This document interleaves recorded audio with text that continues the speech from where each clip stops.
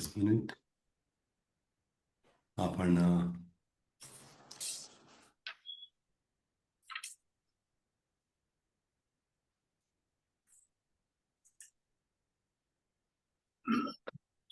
हरे कृष्ण. तर आपण प्रारंभ करूया. सर्वजण आहेत, तयार आहेत?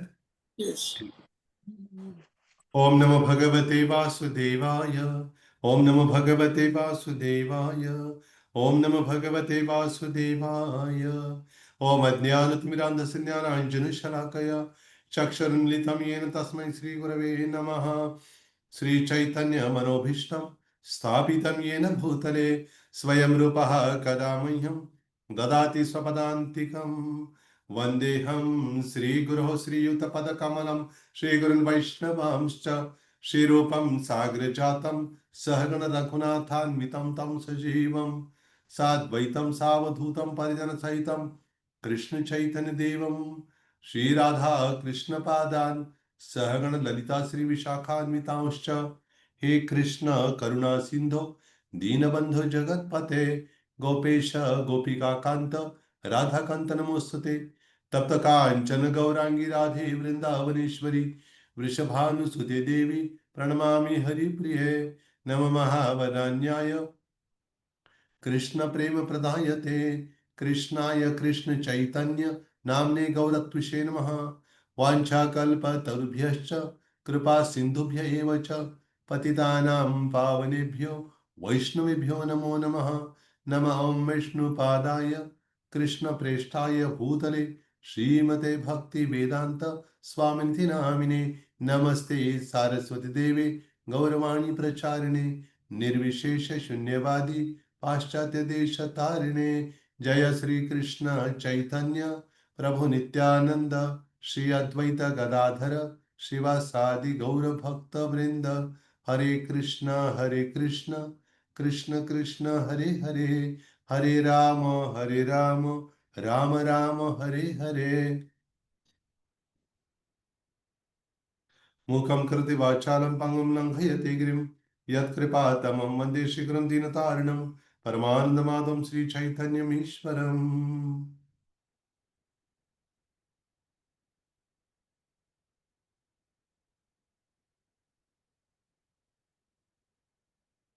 कथंच स्मृति अस्मिन् दुष्करं सुकरं भवेत् विस्मृते प्रथम स्यात् श्री चैतन्यं नमामि. हरे कृष्ण.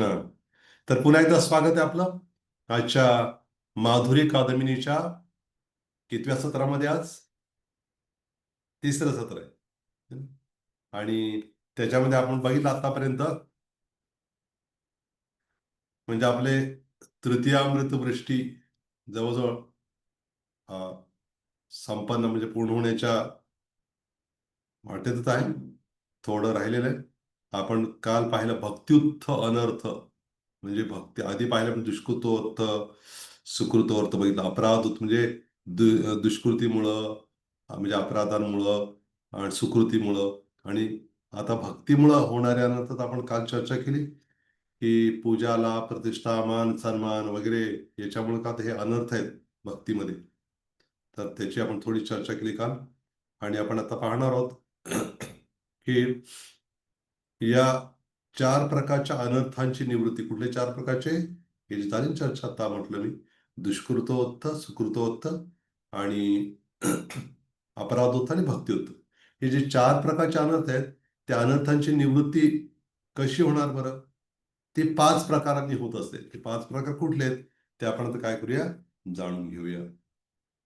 आता मी शेअर स्क्रीन करतोय.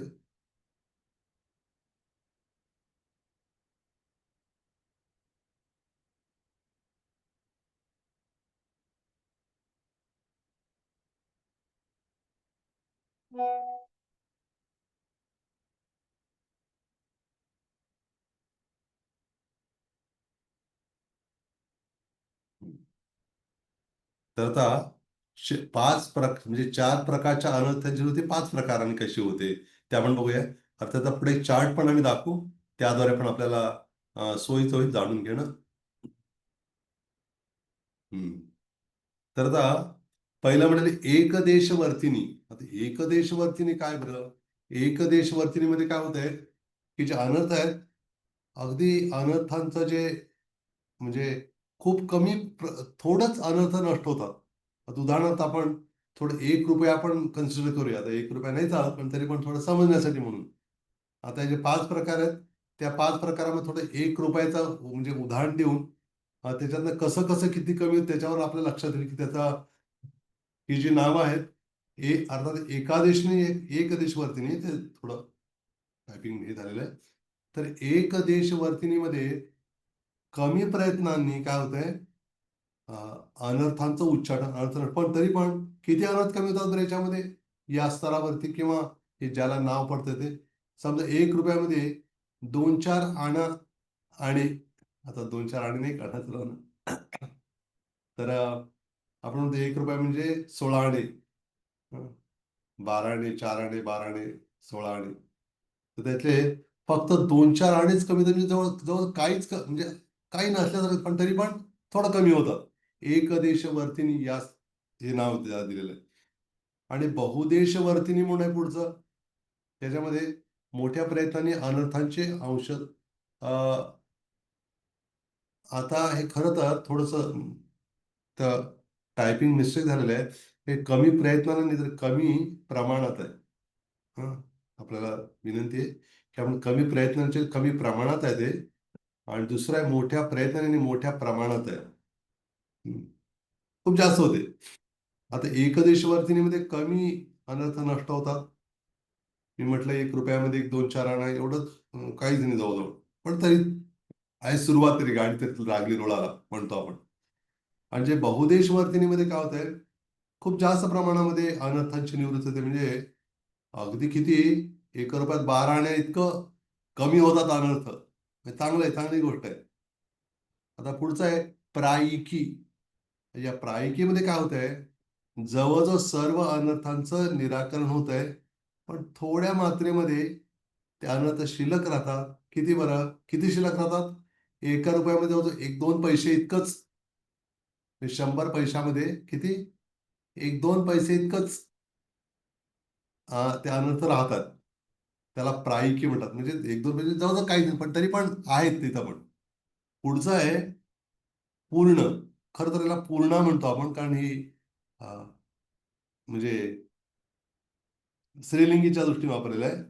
तर पूर्णामध्ये काय होतं, अनर्थ पूर्णपणे नाहीसे होतात. हं. काहीच अंश राहत नाही त्याच्यामध्ये. सगळे. ₹1 असेल तर ₹1 चे ₹1 सगळे संपलेत अनर्थ. पूर्णामध्ये.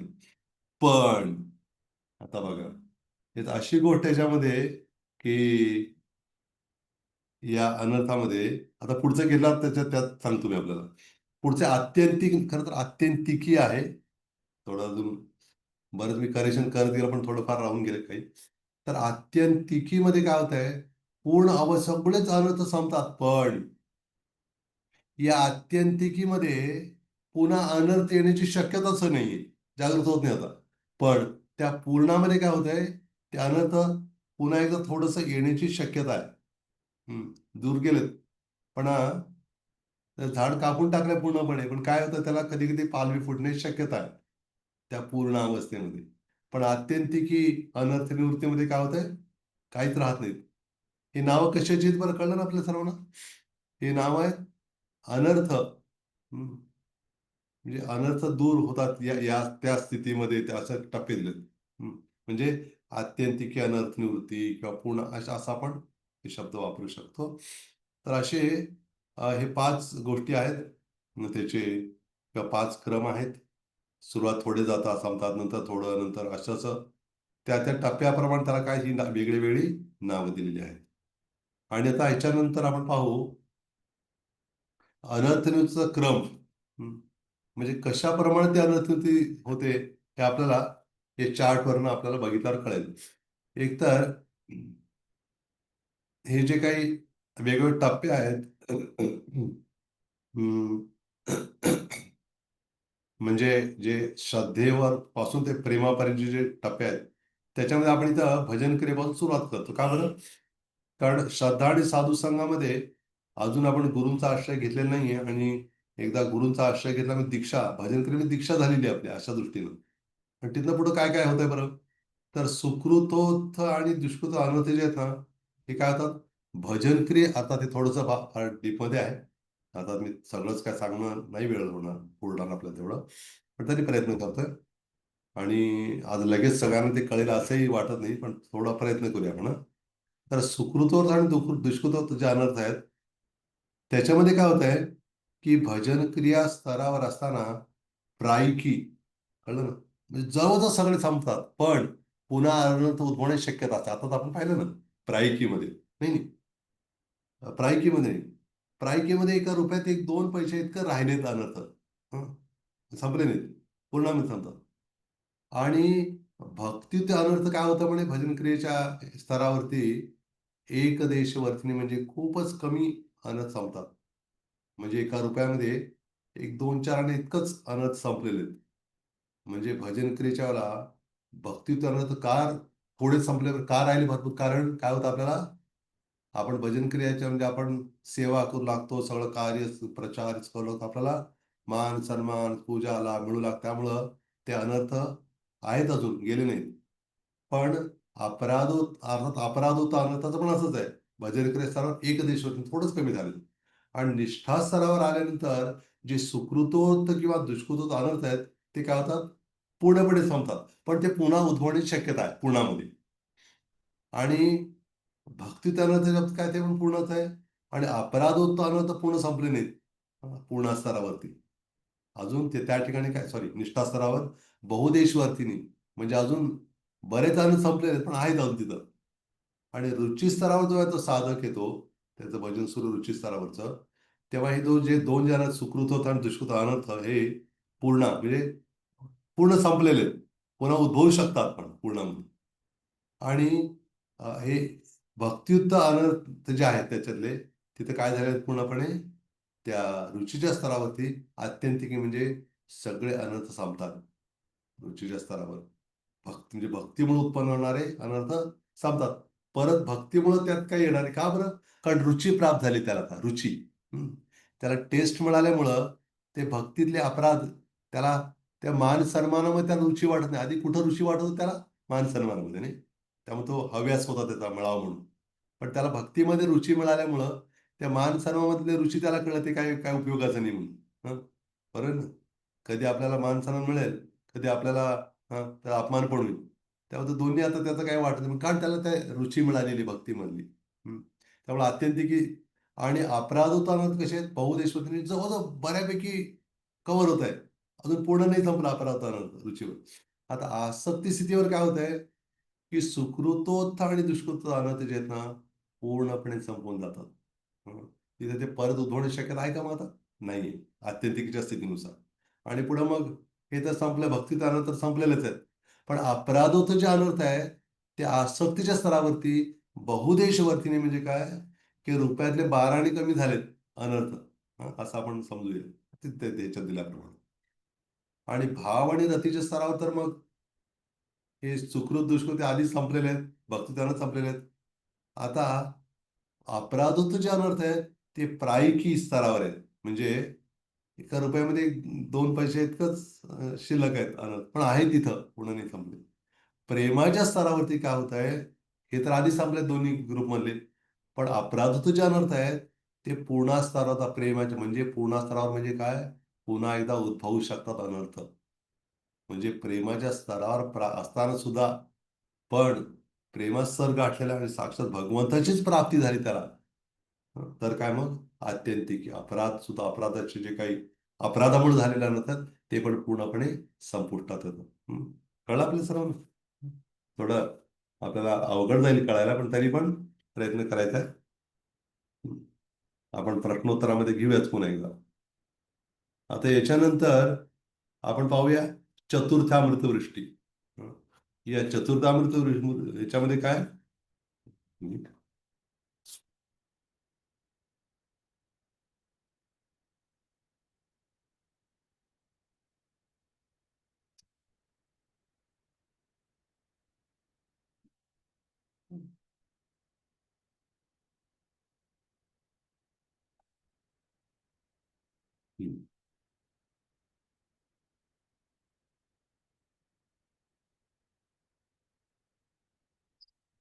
आता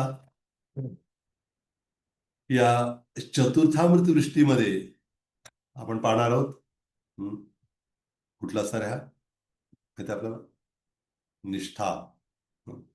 या निष्ठा स्तरामध्ये काय होत आहे की एक याच्यामध्येच माधुरी कादंबिनीमध्येच श्रील विश्वनाथ ठाकूरांनी हा जो भागवतातला श्लोक आहे माहिती आहे आपल्या सर्वांना, पहिल्या स्कंदातल्या दुसऱ्या अध्यायातला 17वा श्लोक आहे. खूप प्रसिद्ध श्लोक आणि प्रभुपादांनी खूप वेळा कोट केलेला वेळोवेळी. आणि अगदी आपल्याला भक्तीचं काय, भक्ती केल्यामुळे काय लाभ होतो एकदम फार डायरेक्टली या श्लोकात आलेले आहे. म्हणजे भगवान जे श्रवण कीर्तन केल्यामुळे काय मिळतंय लगेच ते त्या एका ह्याच्यामध्ये सांगून टाकलं श्लोकामध्ये. एवढं महत्वाचा श्लोक आहे. तर याच्यामध्ये हा जो शृण्वतां स्वगता कृष्ण पुण्य श्रवण कीर्तना हृदयंतस्तो या पत्राने विधुंती सुरुस्तामी. तर अर्थ असं माहिती आहे ना आपल्याला, की जो कोणी भगवान श्रीकृष्णांविषयी श्रवण करतो किंवा त्यांचं कीर्तन करतो त्याला पुण्य प्राप्त होतं. पण हे पुण्य कुठलं आहे? हे स्वर्गाकडे घेऊन जाणारं पुण्य नाही. कुठलं पुण्य आहे? हे भगवंताच्या भक्तीचं पुण्य असल्यामुळं हे नष्ट न होणार आहे, शाश्वत पुण्य आहे. पण स्वर्गाकडे घेऊन जाणारं पुण्य काय? नाशवान आहे. का बरं? त्याचा पुण्याचा भोग घेतल्यानंतर पुण्य संपलं की स्वर्गामध्ये एका क्षणासाठी पण ठेवलं जात नाही. लगेच सांगितलं तर तुझं पुण्य संपलंय, संपलं. आपलं तुझं आमचं काय देणं घेणं नाही. त्या त्या पुण्याचा विषय नाही तर. आणि त्याच्यामुळे लाभ काय होतो? हे जे पुण्य मिळतं भगवान श्रीकृष्णांविषयी श्रवण कीर्तन केल्यामुळं. आणि पुढं काय? हृदयंतस्तोही अभद्राणी. भगवंत सर्वांच्या हृदयातच परमात्मा ते काय करतात? हृदय अंत असता हृदयात असले काय? ही अभद्राणी. हे अभद्र जे आहेत अनर्थ काय होतात? विधुनवती. धुनवती म्हणजे धुतलं जातात. पण विधुनवती काय म्हणते? विधुनवती म्हणजे चांगली धुलाई होती. हं. म्हणतात ना, मामूली टिकी असेल हं, तेवढं काही निघणार नाही मळ. पण जर खरंच विशेष साबण असेल काय होणार? सफेदी की चमकार. हं. त्यामुळं हे विशेष साबण आहे. कुठला? हरिनामाचं किंवा भगवंताच्या भक्तीद्वारे हे विधुनवती सुरसता भक्तांच्या हृदयातले सर्वांचे नाही. हे भक्त गंभीरतेने भगवान श्रीकृष्णांविषयी श्रवण कीर्तन करतात. त्यांना असं पुण्य प्राप्त होतं जे शाश्वत आहे. आणि भगवंत हृदयातले सर्व अनर्थ नष्ट करून टाकतात. ते धुवून काढतात. धुलाई होते त्याची चांगली. हा त्याचा फायदा फार मोठा श्रवण कीर्तनाचा. आणि आता आपण बघूया या निष्ठा स्तरावर आपण आता पाहतोय. श्रीमद भागवतामध्ये आता हा श्लोक प्रसिद्ध आहे आपल्याला माहिती आहे. हम्म. नष्टप्रायश्व भद्रेश्व आपण म्हणतोच आहे. हा जो तो पहिला श्लोक आपण रोज म्हणत नाही भागवत प्रवचनाच्या आधी, पण हा जो श्लोक आहे, नष्टप्रायश्व भद्रेषु नित्यं भागवत सेवया भगवती उत्तम श्लोके भक्तिर्भवती नैष्ठिकी. हं. आता या दोन्ही श्लोकामध्ये अभद्राचं वर्णन आलेलं आहे. हं. की पहिल्या झालं की हृदयातले अभद्र धुवून निघतात. आणि पुढच्यात काय म्हटलेलं आहे? नष्टप्रायाशु अभद्रेषु म्हणजे प्रायः म्हणजे जे जवळजवळ संपतात. काय? अभद्र काय केल्यामुळं? नित्यम भागवत सेवया. रोज भागवताचं श्रवण केल्यामुळं जे अभद्र ऑलमोस्ट जवळ संपून जातात सगळे अर्थ. म्हणजे त्याचा अर्थ काय बरं? आणि काय होतं पुढं मग? भक्तिर्भवती नैष्ठिकी. भागवताचं श्रवण जो करेल नियमितपणे, अध्ययन करेल, तर त्याला काय होतं म्हणे? त्याची भक्ती कशी होती? निष्ठायुक्त. आपण काल पाहिलं ना, कुठली भक्ती पाहिली आपण? अनिष्ठिता भक्ती पाहिली, अनिष्ठिता भजन क्रिया. निष्ठा नसलेली कुठली? अनिष्ठिता भजन क्रिया. आणि आता कुठली भजन क्रिया ही? निष्ठायुक्त. काय करावं लागलं निष्ठायुक्त भजन क्रिया करण्यासाठी? काय केलंय? काही वेगळी गोष्ट नाही. ते श्रवण कीर्तनच करायचंय. काय जगावेगळं करायचं नाही काही. हं. कुठे काय मोठा खड्डा खणायचा नाही, काय तसं काय करायचं नाही. आपल्याला काय करायचंय? आपल्याला श्रवण कीर्तन करायचं. म्हणून म्हटलंय, नित्यसिद्ध कृष्ण प्रेम साध्य गगुनाय श्रवणादी शुद्ध चित्त कर उदय. भगवान श्रीकृष्णांचे आपण शाश्वत अंश असल्यामुळं त्यांच्याविषयीचं प्रेम आपल्या हृदयामध्ये आहेच आहे. ते बाहेरनं आणायचं नाहीये. पण ते जागं कधी होईल बरं? आपण श्रवण कीर्तन करत राहिलो तर निश्चितपणे हृदयामध्ये काय होईल? ते विशेष जे भगवंताचं प्रेम जागृत होणार आहे. आता आता आपण पुढे बघूया.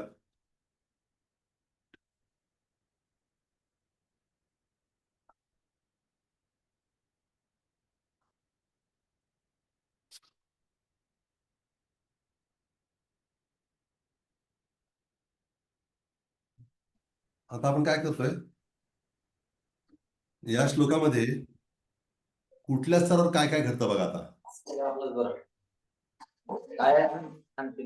थोडं सर्वांना विनंती आहे, थोडं आपण म्यूट करावं अशी विनंती आहे स्वतःला.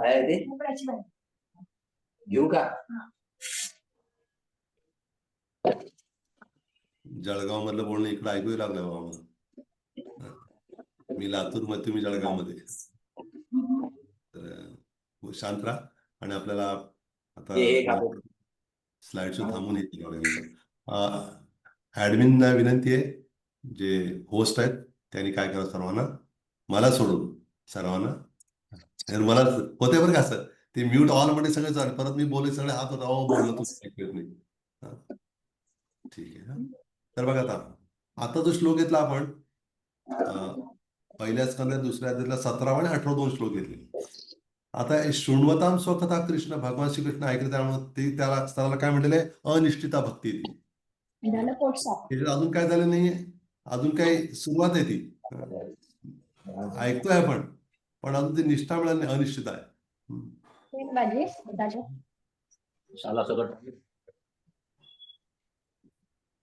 तेवढंच घेतलं.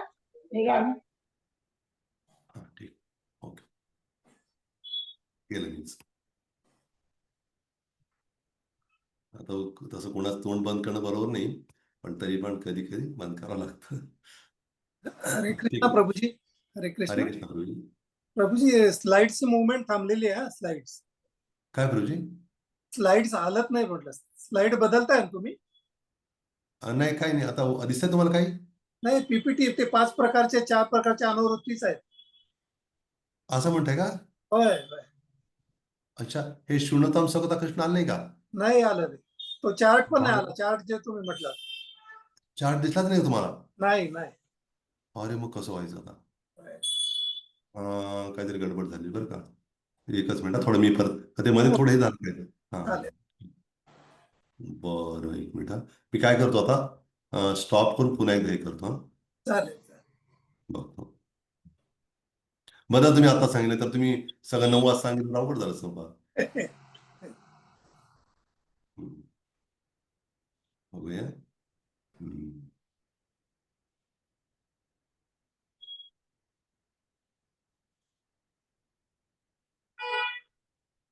एकच मिनिट आहे.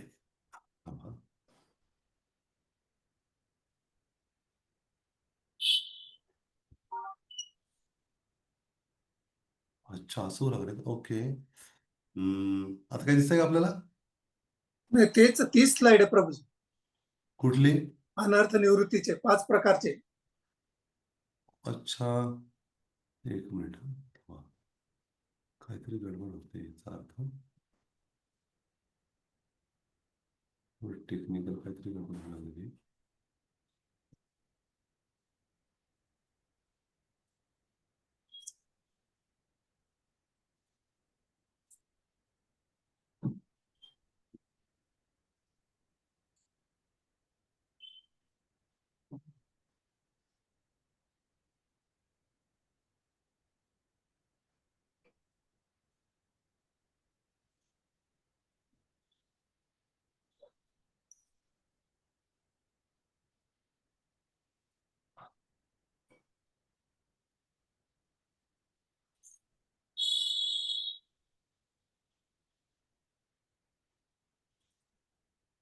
थोडं काहीतरी हे होतं. एक मिनिट.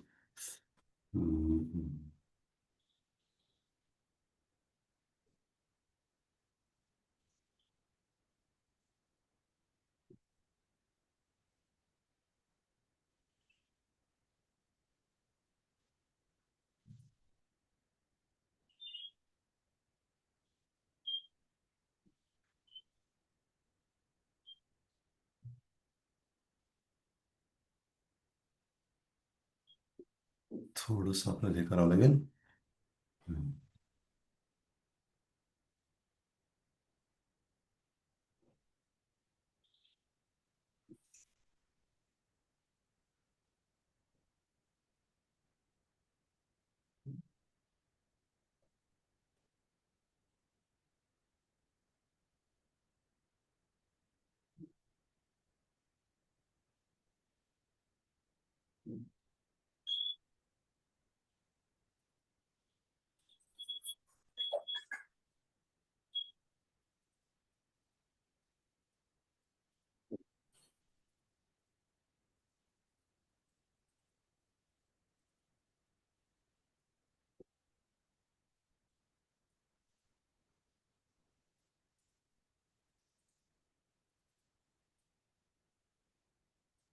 एक मिनिट थोडस हे करतो मी.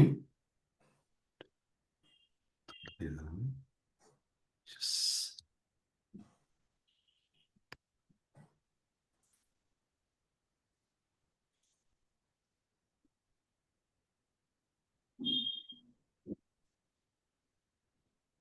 हम्म.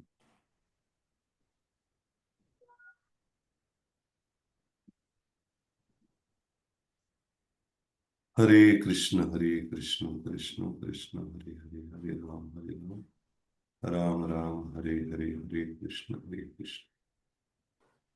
कृष्ण कृष्ण हरे हरे, हरे राम राम राम हरे हरे, हरे कृष्ण कृष्ण कृष्ण हरे हरे, हरे राम राम राम हरे हरे.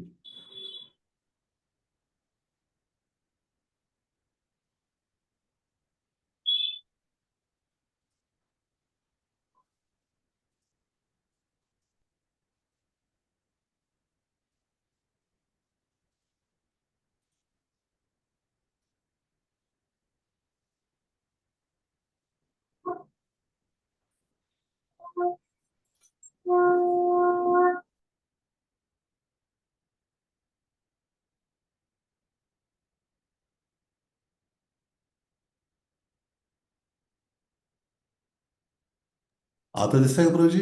हो, आलं आलं आलं प्रभू. चार्ट आला का आता? हो, चार्ट आलं. धन्यवाद. बरं. धन्यवाद, तुम्ही सांगितलं तर ते सगळं शेवटी म्हटलं, तुम्ही काहीच दिसलं नाही म्हटलं, परत मग अजून एक दिवस घ्यावा लागतं मला. धन्यवाद तुमचे सुद्धा. बर. आता हे पुन्हा एकदा सांगणं तसा वेळ लागणार आहे बऱ्याच त्याला, तरी पण मी एकदा सांगू काय सर्वांना, काय म्हणणं आहे आपलं? काय ही चर्चा झाली प्रभूजी त्याची? हे झाली चर्चा नाही का आपल्याला? हो, झाली आहे. याच्या आधीच स्लाइड पाहिले ना आपण? थोडा प्रकाश टाकू त्याच्यावर परत एकदा. ते जे एक देशवरती आणि बहुदेशवरती ते स्लाइड पाहिले आपण, हो ते पाहिले ना? त्याच्यावर आधारित होतं. मी तर सांगितलं तोंडी आपल्याला. हो आता जसं चतुर्थ्यामध्ये दृष्टी हो असं हो हो प्रभूजी, दिसतंय. आता निष्ठा स्तरावर आलोय. हो, निष्ठा आले. हा श्लोक आपण घेतला होता. हो हो बर. म्हटलं होतं की हा पहिल्या स्कंदातल्या दुसऱ्या अध्यायातला 17वा श्लोक आहे आणि 18वा श्लोक आहे, दोन. याच्यामध्ये आपल्या हृदयातले अभद्र किंवा अनर्थ कसे कसे नष्ट होत जातात त्याचं आपण थोडंसं चर्चा करूया. म्हणजे श्रीमद भागवतामध्ये वर्णन केलेल्या क्रमानुसार निष्ठिता भक्तीचे वर्णन, निष्ठा स्तराला कसं कसं पोहोचतोय ते या श्लोकांमधून स्पष्टपणे दिलेलं आहे. आता जो त्या श्लोकातली जी पहिली ओळ आहे, शृण्वताम स्वकथा कृष्ण, म्हणजे आपण साधक अवस्थेमध्ये श्रवण कीर्तन सुरू झालंय आपलं, मग त्यावेळेला ती अनिष्ठिता भक्ती, अजून निष्ठा नाही मिळाली आपल्याला. चालू आहे, प्रक्रिया सुरू आहे, प्रोसेसमध्ये. पुढचं बघा काय होतंय. अभद्र आणि विधुनती, म्हणजे विधुनती अभद्र, त्याला काय अर्थ की अभद्र धुवून निघतात, म्हणजे अनर्थ निवृत्त झालेली आहे. अनिष्ठता भक्ती म्हणजेच भजन क्रियेच्या अवस्थेत आहे आपण. आपण काय नाही बघितलं ना काल, अनिष्ठता भजन क्रियेमध्ये कुठले कुठले प्रकार पाहिले आपण? उत्साहमयी, घनतरला, व्यूढ विकल्पा, विषय संग्रह, नियमा, क्षमा, तरंगरंगिणी वगैरे वगैरे, त्या ह्याच्यात घुटमवतो आपण. पण त्या अनर्थ निवृत्तीच्या ह्याच्यामध्ये तो कधी श्रवण करून त्याचा जो प्रभाव होऊ लागतो आपल्याला, अभद्र आणि विधुनती होतात. आणि पुढे काय होतं मग? नष्टप्रायेषु अभद्रेषु किंचित मात्र अनर्थ स्यात्, म्हणजे हे प्रायः नष्टः प्रायः अभद्रेष, म्हणजे हे थोड्या प्रमाणात अभद्र जात आहे त्याच्यातनं, पूर्ण 100% नाही गेलं, कारण त्या टप्प्यावर नाही जात आपण, पुढे जायचं. आता काय होतं मग? भक्तिर्भवती नैष्ठिकी, या स्तरावर तो निष्ठिता भक्तीमध्ये स्थित होतो भक्त. म्हणजे त्या दोन श्लोकामध्ये आपल्याला कळतं निष्ठा, म्हणून म्हणतो आपण नष्टप्रायेषु अभद्रेषु नित्यम भागवत सेवा, म्हणजे आपण रोज जर भागवताचं श्रवण अध्ययन केल्यावर काय होणार? नष्टप्राय नित्य मागचं भगवती भक्तिर्भवती नैष्टिकी, भगवती उत्तम श्लोके भक्तिर्भवती नैष्टिकी, म्हणजे त्याची भक्ती काय होते मग? नैष्टिकी म्हणजे निष्ठायुक्त. तो कुठल्या स्तरावर येतो मग? सुरुवातीला श्रद्धा, साधू संग, भजन क्रिया, अनर्थ निवृत्ती, आणि मग तो निष्ठा स्तरावरती येतो. आणि त्याच्यानंतर आहे निष्ठा म्हणजे काय नेमकं? निष्ठा म्हणजे नैश्चल्यम उत्पन्ना यस्या इति निष्ठिता, म्हणजे स्थिरता किंवा नैश्चल्य म्हणजे गतिहीनता गुण असणं, म्हणजे ते चंचलता नाही त्याच्यामध्ये आता. हम्म? त्या भक्तामध्ये अनर्थांचा प्रभाव असल्यामुळं तो चंचल आहे खूप. आता काय झालेलं आहे, तो निष्ठा स्तरावर आल्यामुळं ती चंचलता नष्ट झालेली आहे. चांचल्य संपलंय त्याचं. आणि मग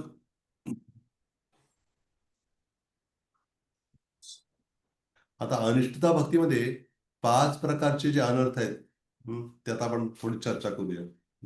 वेगळे प्रकार आहेत त्याच्यामध्ये. कशामधले हे? आपण निष्ठिता भक्तीचं चर्चा, पण त्याचबरोबर अनिष्ठिता भक्तीमध्ये काय घडतं ते पण आपण इथं चर्चा करतोय. जी भक्ती अजून निष्ठिता नाहीये, अनिष्ठिता स्तरावर आहे, त्याच्यामध्ये काय काय गडबड होती बरं, ते थोडी चर्चा करूया. म्हणजे कुठले कुठले 5 प्रकारचे अनर्थ आहेत त्याच्यामध्ये अनिष्ठिता भक्तीमध्ये. आणि हे निश्चित आहे की नाम घेतल्यावर हे सगळे अनर्थ संपतायत, पण टप्प्याटप्प्यानं, एका रात्रीत नाही, हळूहळू. आता याच्यामध्ये 5 प्रकारचे अनर्थ. पहिला आहे लय. लय म्हणजे आपण कीर्तनाची लय वगैरे त्या दृष्टीने, लय म्हणजे थोडंसं लय म्हणजे आता लयाला चालला तो म्हणतो ना, कुठल्या लयाला? कीर्तन श्रवण स्मरणेशु निद्रोद्गम, जप करताना, ऐकताना किंवा स्मरण करताना झोपणं, झोप येते. आता आपण जर बघितलं, आता मी सगळं स्क्रीन बघत बसत नाही, बघितलं तर त्यातले काही जण काय झाले असतात मग, त्यांना मग थोडंसं डोलत असतात ते, डोलतात, नंतर डोलता डोलता हलणं डोलणं सुरू होतं, आणि नंतर मग हळूहळू त्यांचं हलणं बंद होऊन जातं. आपल्या गुरु महाराज नेहमी प्रवचन जरा त्या हार्मोनियम वाजवतात टकटकाचं, असं करतात, झोपायचं नाही म्हणतात तसं. हे लय. पुढचं आहे विक्षेप. विक्षेपामध्ये काय होतंय? तेषु व्यवहारिक वार्ता संपर्क, हा म्हणजे भक्तिपर कृतींमध्ये व्यस्त असताना सांसारिक विषयांकडे लक्ष विचलित करणं, किंवा जप इत्यादी, जप करताना गप्पा मारणं, बोलता बोलता, हा बोलता बोलता जप. आता जपच बोलायचंय आपल्याला. काय बोलायचं आपल्याला? जप हे तर बोलणं आहेच ना, आणि दुसरं कशाला बोलणं पाहिजे? जप करताना जपच करायचा आहे. पण हे विक्षेप म्हणजे काय? विक्षेप त्याच्या तो जपामध्ये नाही राहतो, बाहेर इकडं हातात माळा फिरते त्याची, पण इकडं तिकडं बोलणं आहे त्याचं. पुढे अप्रतिपत्ती, म्हणजे ही पत्ती म्हणजे चहाची पत्ती नाही बरं का. अप्रतिपत्ती म्हणजे काय? कदाचित लय विक्षेप योर भावे कीर्तनाद्य सामर्थ्यम, म्हणजे लय आणि विक्षेपाशिवायही भक्ती करण्यास कधी कधी असमर्थ. मग त्याला हे ऐकता नाही ना, झोपही येत नाही, किंवा ऐकत बोलत नाही, काही नाही, पण तरी पण काय झालेलं आहे, भक्ती करायला थोडं एवढं समर्थ नाहीये, थोडस असमर्थ दिसून येते. हे झाले. अजून आहेत 5 आहेत, 3 झाले. पुढचं बघा. कषाय. कषाय म्हणजे त्याच्यातला कषाय नाही, आयुर्वेदामध्ये असं औषध कषाय म्हणून, काढा, काढायला कषाय म्हणतो, ते नाही. काय म्हटलेलं आहे? क्रोध लोभ भगवार्दी संस्कार, हा क्रोध लोभ आणि अभिमान यासारख्या गुणांकडे जन्मजात प्रवृत्ती, घाण डाग किंवा अशुद्धता किंवा पाप आत्म्याला चिकटून राहणं. म्हणजे चिकटून राहणं म्हणजे काय? तो तो संस्कार घेऊन आलेला आधीचं पण, गुणांचा प्रभाव त्याच्यावरती आहे. आणि त्यामुळे याला कषाय म्हटलेलं आहे, कषाय. कुठलं म्हटलेलं आहे? रसास्वाद. या रसास्वादामध्ये काय आहे? विषय सुखोदय काले कीर्तनादिशु मना अनभिनिवेश, म्हणजे भौतिक इंद्रिय सुखाच्या उपस्थितीत मनाला कीर्तन आणि इतर सेवांमध्ये समाविष्ट न करणे.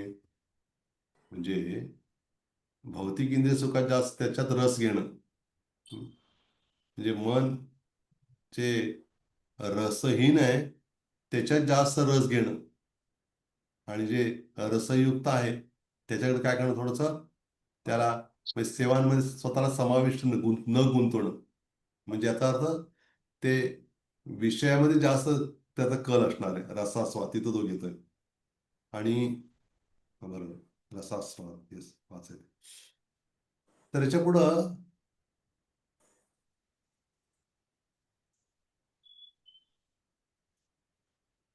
आता आपण बघणार आहोत पुढचे टप्पे. निष्ठा ते रुची, याच्यामध्ये आपण पाहू की निष्ठाचे हे दोन प्रकार आहेत. एक प्रकार पहिला आहे तो साक्षात भक्तीवर्तिनी, आणि दुसरं आहे भक्ती अनुकूल वस्तूवर्तिनी असं म्हटलेलं आहे. म्हणजेच आता आपण बघू शकतो याचा अर्थ काय, दोन्हीमध्ये काय फरक आहे बरं. आता साक्षात भक्तीविषयीनी म्हणजे काय म्हटलेलं आहे, एकतर भक्तीवर्तिनी किंवा याला साक्षात भक्तीवर्तिनी पण आहे किंवा साक्षात भक्ती विषयीनी पण म्हटलेलं याला. याच्यात काय होत आहे, हे निष्ठेचे प्रकार काय, निष्ठा ही निष्ठा याच्यामध्ये या भक्तिविषयीमध्ये पण प्रकार आहेत, पुन्हा कायिकी, वाचिकी आणि मानसिक 3 प्रकार आहेत. तर याच्यामध्ये थोडं आपण चर्चा करूया थोडीशी. आता एवढं काही जास्त वेळ आपण नाही करू शकणार, पण प्रयत्न करू. आता कायिकीमध्ये काय होतं बरं, याच्यामध्ये साक्षात भक्तीवर्तिनी निष्ठा. आपल्याकडे निष्ठा म्हणजे जेव्हा निष्ठा स्तरावर पोहोचल्या म्हणजे काय, त्याचे अनर्थ ते अनर्थ ऑलमोस्ट संपले त्याचे जवळजवळ, पुढे तर आहे 2 टप्पे. पण त्याला आता भक्ती करण्यामध्ये अडथळे जे येत होते अनर्थांमुळे, तेवढे ते अनर्थ अडथळे येत नाही त्याला. आता तो एकनिष्ठ झालाय भक्तीमध्ये. आता त्याच्यामध्ये कायिकी, वाचिकी, मानसिक काय होत आहे, त्या कायिकी, वाचिकी आणि मानसिक हे जे साक्षात भक्तिमय अंग आहे त्याच्यात ना, त्याच्यामध्ये कायिकीमध्ये काय, श्रीमद भगवत कथा श्रवण आहे, तुलसी चयन आहे, माला बनवणं आहे, अर्चना आहे, दंडवत करणं, परिक्रमा आहे, मंदिर मार्जने शरीराद्वारे कार्यात तो गुंतलेला आहे. भक्तीवरती निष्ठा ते करण्यामध्ये त्याला काय फार निष्ठेनं करतो ते, एकनिष्ठेनं. आणि वाचिकीमध्ये काय, वाचन भगवंत नाम रूप गुण लिलायचं कीर्तन करणं, नाम कीर्तन, रूप कीर्तन, गुण कीर्तन, लीला कीर्तन वगैरे, आणि भगवंत स्तुती करणं, त्यांना प्रार्थना करणं, त्यांची वंदना करणं, हे सगळं वाचिकीमध्ये येत आहे ना. आणि मानसीमध्ये काय, की भगवंताचं नाम रूप गुण लिलायचं स्मरण करणं, मनातून स्मरण करणं. आणि या भजनाच्या अंगामध्ये जी निष्ठा आहे, याला ही जी स्थिरता आहे ती कशी म्हणे, साक्षात भक्तीविषयीनी आहे. भक्तीविषयी भक्तीचं अंग आहे ते. म्हणून म्हटलं श्री जोगस्वामी म्हणतात, निष्ठा तत्रा विक्षेपेन सातत्यम. भक्ती समज टीकेमध्ये ते म्हणतात असं. म्हणजे भजन विषयामध्ये विक्षेप शून्याची काही स्थिती आहे त्याला निष्ठा म्हटलेलं आहे. म्हणजे ते भजन करताना विक्षेप नाही येत मध्ये. मध्ये इकडे तिकडं लय आहे ना, सगळं आपण विक्षेप कशाय आहे तर असा तिकडं जात नाही तो. आता याच्यात निष्ठा झाली त्याची. आणि पुढचं आहे तदनुकूल वस्तूविषयीनी, वस्तूवर्तिनी विषयीनी. याच्यामध्ये काय सांगितलेलं आहे की अमानित्व, मानदत्व, हे मैत्री, दया जे आहेत ना, हे सगळे हे भक्तीच्या अनुकूल हे गुण येतात त्याच्यामध्ये, गुण त्या भक्तामध्ये. आणि विशेष करून आपण बघतो अमानित्व आणि मानदत्व, म्हणजे एखाद्याकडनं मान सन्मानाची अपेक्षा न कर त्याला मान देणं अवघड आहे. तसं शक्यतो काय होत आहे, एखादा आपल्याला मान सन्मान देत असतो तर आपण त्याला मान सन्मान देतो. एखादा आपला अपमान करत तर आपण त्याचा अपमान करो किंवा नाही करो, पण त्याच्याविषयी तेवढी काही फार चांगली भावना राहत नाही, किंवा त्याला मान देणं तर लांब मान देण्याची इच्छा पण तेवढी होत नाही. कारण त्याने मला मान दिला नाही म्हणून. त्यामुळं पण याची स्थिती अशी आहे की तिथे हे गुण त्याच्यामध्ये येतात, अमानित्व आणि मानदत्व दोन्ही. आणि प्राणीमात्रांविषयी दयेची भावना आहे, मैत्री आहे, आणि सौहार्द म्हणजे सुहृद हितचिंतन करणं इतर जीवांचा पण, आणि त्याची भक्ती. आणि विशेष करून जो दुसऱ्यांच्या दोषाला क्षमा करू शकत नाही, तर स्वतःचे तो काय क्षमा मागणार आहे भगवंताकडे. भगवंता मला क्षमा करा म्हणतोय तो. पण दुसऱ्यांच्या दोषाला तो क्षमा करत नाही. दुसऱ्यांचे दोष दिसतात त्याला, आणि दोषावर तो काय करतो, मग त्याच्यावर प्रतिक्रिया असतात त्याच्या एखाद्या दोषावरती. मी एकदा नोएडामध्ये गुरुमांना प्रश्न विचारला होता की म्हणजे गुरु महाराज की असं आमच्यामध्ये जी काही द्वेष करण्याची किंवा अशी प्रवृत्ती आहे मत्सर, त्याचं काय, ते कसं काय घालवायचं. गुरु महाराज म्हणाले की तो गीतेतला श्लोक सांगितला गुरु महाराजांनी. कुठला, काय, रसो अरसोमप्सु कौंतेय प्रभास्मि शशी सूर्यो प्रणव सर्व वेदेषु शब्दाख्ये पौरुषम ऋषु. त्यात असं म्हणतात भगवंत की रसहंस कोणते म्हणजे पाण्यातला स्वाद मी आहे. हं. प्रभास्मी शशी सूर्य म्हणजे चंद्र आणि सूर्यांचं तेज किंवा प्रकाश मी आहे. आणि पुढे म्हणतात की प्रणवः सर्वेदेषु, सगळ्या वेदांमध्ये जो ओम आहे, ओंकार प्रणव तो मी आहे. आणि नंतर म्हणतात की शब्दाखे, आकाशातला शब्द मी आहे. आणि पौरुषम नृषु, शेवट दोन शब्द ना. पौरुष म्हणजे पुरुषत्व किंवा काहीतरी विशेष गुण त्याच्यातले. हा, पौरुष नृषु, माणसातले जे काही विशेष कौशल्य गुण आहे ना, ते भगवान म्हणतात ते मी आहे म्हणे तिथं. मग गुरुमा सांगत होते, ते शेवटच्या दोन शब्दावर सांगत होते की जे भगवंताचे भक्त आहेत त्यांच्यामधले जे गुण आहेत ते गुण म्हणजे कोण आहेत, साक्षात भगवंताच आहेत. भगवंत आहे तिथं, ती भगवंताची शक्ती आहे. त्या गुणाद्वारे भगवंताची उपस्थिती आपल्याला दिसून यायला हवी. पण आपण तसं न करता त्या म्हणजे त्या भक्तामधले सद्गुण आहेत म्हणजे साक्षात भगवंत आहेत असं न पाहता आपण काय करतो, त्याची निंदा करणं, त्याचा द्वेष करणं. असं केल्यामुळे होतंय काय, त्याच्यामध्ये असले थोडेफार काही दुर्गुण राहिले असतील तर ते काय होतात, ते आपल्यामध्ये येतात म्हणे. हं. म्हणजे असं करणं काय, हे काही फायद्याचं नाहीये. बरोबर ना? तर त्यामुळे त्यांचे जर आपण जर एखादा द्वेष किंवा मत्सर करतो ते आपल्या काही भक्तीसाठी फायद्याचं नाही, असं गुरुमहाराज सांगत होते. म्हणून म्हटलं की आपण एखादे सद्गुण पाहिल्यामुळे काय, हं, काय अडचण नाही, ते चालतं म्हणून. पण दुर्गुण पाहणं आणि त्याची चर्चा करणं हे चांगलं नाहीये, असं मला सांगतो. आणि बरेच काही चर्चा होते किंवा तर म्हणून हे या गुणांमध्ये कृतज्ञता हा गुण फार विशेष आहे बरं. कृतज्ञता, कृतज्ञ. गुरुमहाराज नेहमी सांगतात ना, दोन शब्द आहेत म्हणे, एक कृतज्ञ, दुसरा कृतज्ञ. कृतज्ञ म्हणजे केलेल्या उपकारांची जाणीव ठेवून तो कृतज्ञ आहे. आणि जो उपकारांची जाणीव ठेवत नाही तो काय म्हणे, कृतघ्न आहे.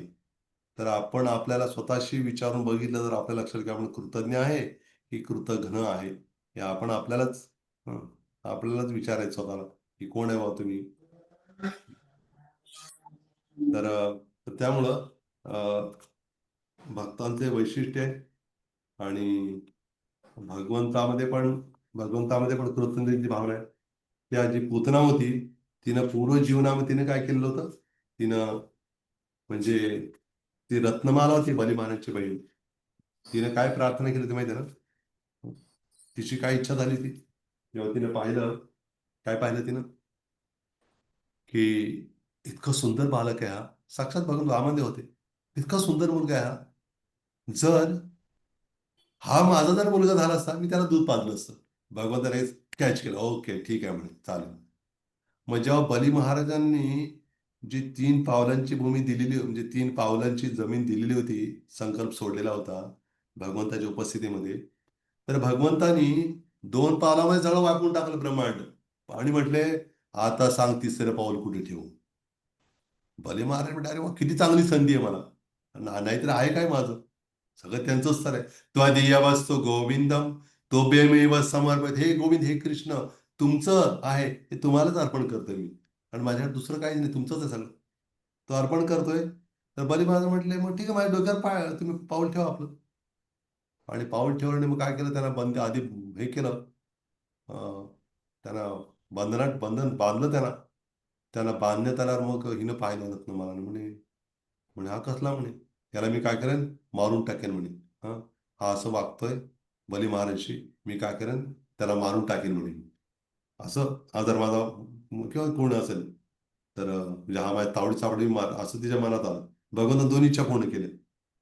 दुग्धपान करायची पण इच्छा आणि त्याचबरोबर मारायची इच्छा, पण त्या अर्थात भगवंताला कोण मारू शकतंय. पण अशा स्थितीत पण भगवंताने काय केलं, त्या पुतणीला फक्त स्तनपान करून केलं हेच विचारात घेतलं.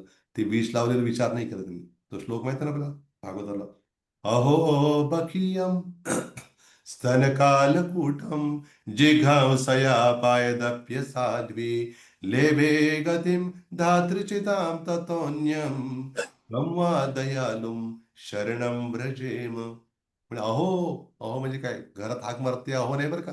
अहो म्हणजे आश्चर्य, घरात माहिती ना, रसिक शिरवणी हसतायत. अनुभव आहेच की मराठी लोकांना. अहो ऐकलत का वगैरे ते नाही. अहो म्हणजे आश्चर्य, अहो अद्भुत. बकी म्हणजे ही बकासुराची बहीण बकी, तिने काय केलं म्हणे, स्तनाला कालकूट विष लावून आली. असाध्वी, ती असाध्वी होती. तिने काय केलं म्हणे, लेभे गतिम धातृचिताम ततोन्यम. पण भगवंत एवढे दयाळू, त्याने काय केलं, तिला धात्री उचिता म्हणजे तिला आपल्या सांभाळणाऱ्या आईचं स्थान दिलं. दाई म्हणतात, दाई, नर्स, ते स्थान दिलं. म्हणजे अजून कोण एवढं दयाळू असेल ज्यांची मी शरण ग्रहण करू शकेन. हं? तर अशी विशेष कृपा, अशी दयाळू आहेत भगवंत. आणि त्यामुळं त्यांच्या भक्तीमध्ये जो पूर्ण रमून जातो, तर तो काय होतं मग, साहजिकच त्याला काय मान सन्मानची भावना राहत नाही. काय प्रत्येक जणांना तो मित्र बनवतो, प्रत्येकावर दया करतो, करुणा करतो. तुकाराम म्हणतात ना, बुडती हे जन देखवे डोळा, म्हणूनही होत असे कळवळा. हा, की हे बुडतायत ना, मला बघवत नाही, त्यांना कसं मी वर काढू बरं, असंच वाटतंय नेहमी म्हणे. गुरु मला सांगत एकदा प्रवचनामध्ये की म्हणे, मला तुम्हाला बघून मला असं दया वाटते, मला वाटतं तुम्हाला सांगावं, खूप सांगावं, जेणेकरून तुम्ही तुमचा स्तर वाढेल, वर याल तुम्ही, असं एकदा म्हणत होते. तर याच्या दृष्टीने आपण बघू शकतो असे निष्ठा स्तर आपण पाहिला. याच्यानंतर तर टप्पे दिले त्या ठिकाणी. निष्ठा अवस्थेमध्ये बहुदेश वर्तीने निवृत्ती होते, अनर्थांची, बरं काय लक्षात घ्या. इथं अनर्थ शब्द नाही वापरला तरी पण समजून घ्या. निष्ठा अवस्थेमध्ये बहुदेश वर्ती निवृत्ती, बहुदेश निवृत्ती म्हणजे कुठली, जवळजवळ काय झालं त्याचा आता, अनर्थ ऑलमोस्ट संपलेत. नष्टा प्रायश म्हणते ना, अभद्रेश. आणि रती अवस्थामध्ये प्रायिकी. प्रायिकी म्हणजे थोडं राहिलेलं आहे. आणि प्रेम अवस्थेमध्ये, रती अवस्था म्हणजे भाव अवस्था, बरं का, भाव, भावभक्तीची रती म्हणजे भाव. आणि प्रेम अवस्थेमध्ये आत्यंतिक निवृत्ती म्हणजे पूर्णपणे अनर्थ संपलं, काही राहिलं नाही अनर्थ. म्हणजे आपण आता ते चार्टमध्ये बघितलं, आपण हे सगळं चर्चा केली थोडी. पुढचा आहे पंचम्या मृतवृष्टी, 5वी वृष्टी सुरू आहे आता. इकडं बाहेर वृष्टी सुरू होती आमच्या इथं, पावसाची. ती काय अमृताची नव्हती, पावसाची होती. आणि याच्यामध्ये आपण पाहू,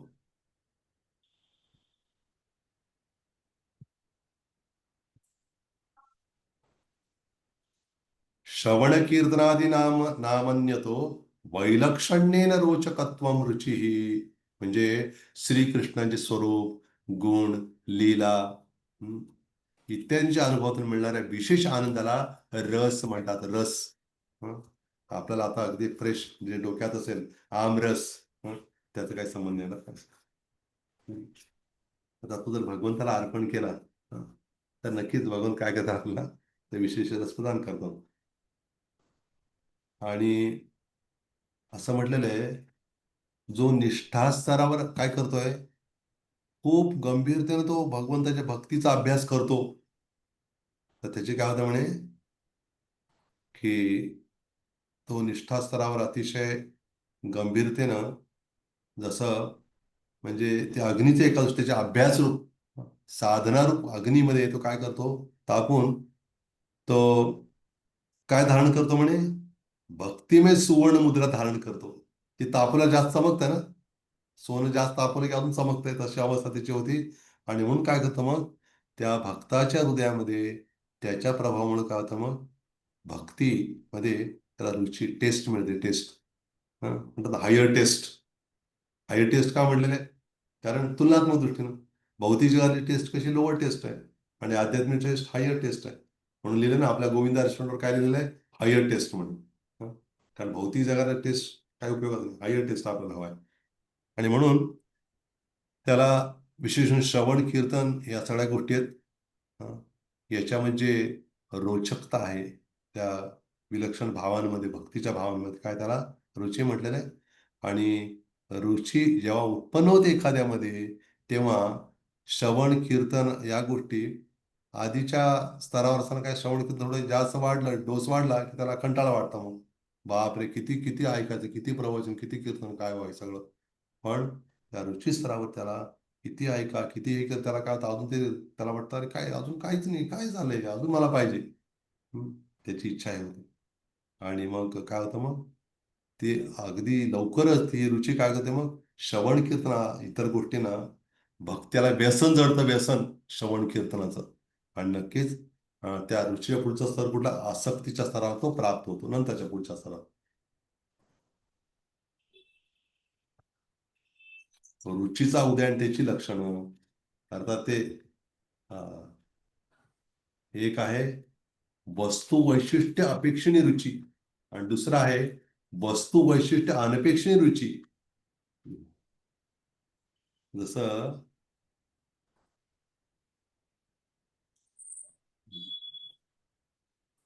हे वस्तू वैशिष्ट्य अपेक्षणी, म्हणजे एखाद्या वस्तूविषयी त्याला ओढ आहे.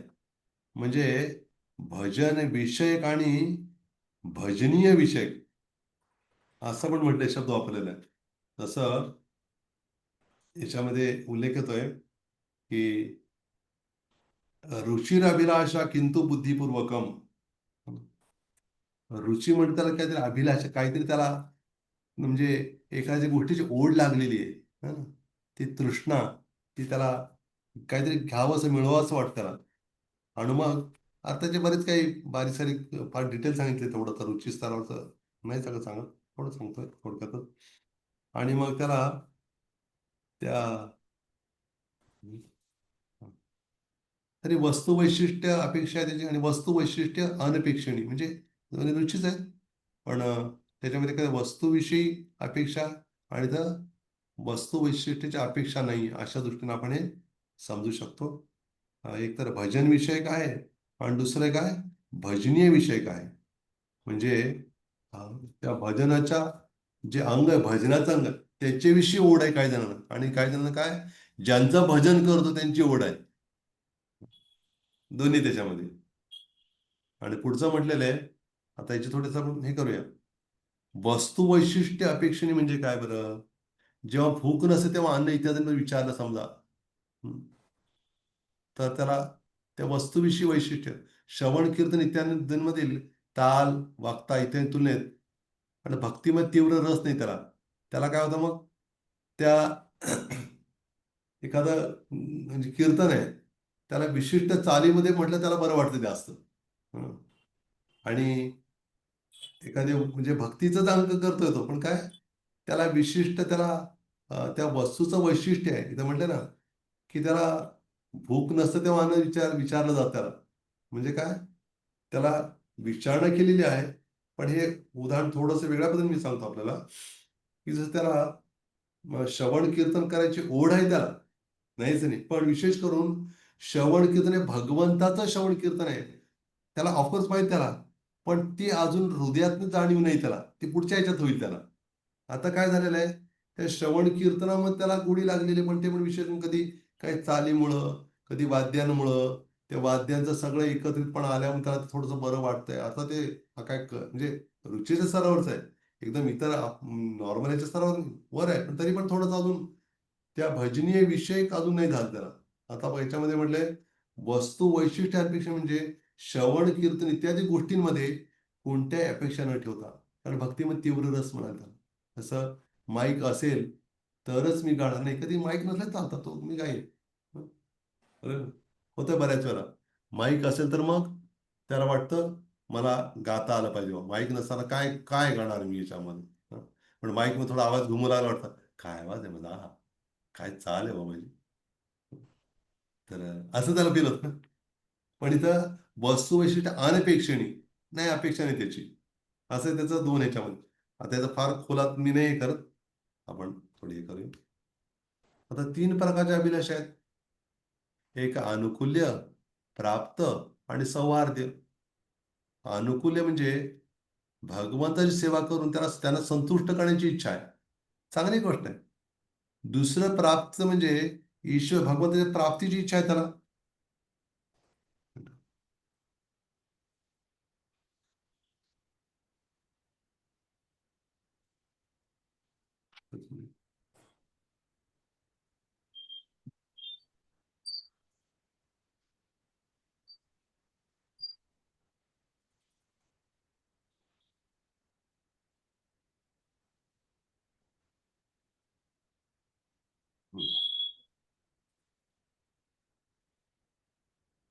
या वेगळा अभिलाषा आहे त्याच्या, आणि याच्यामध्ये तो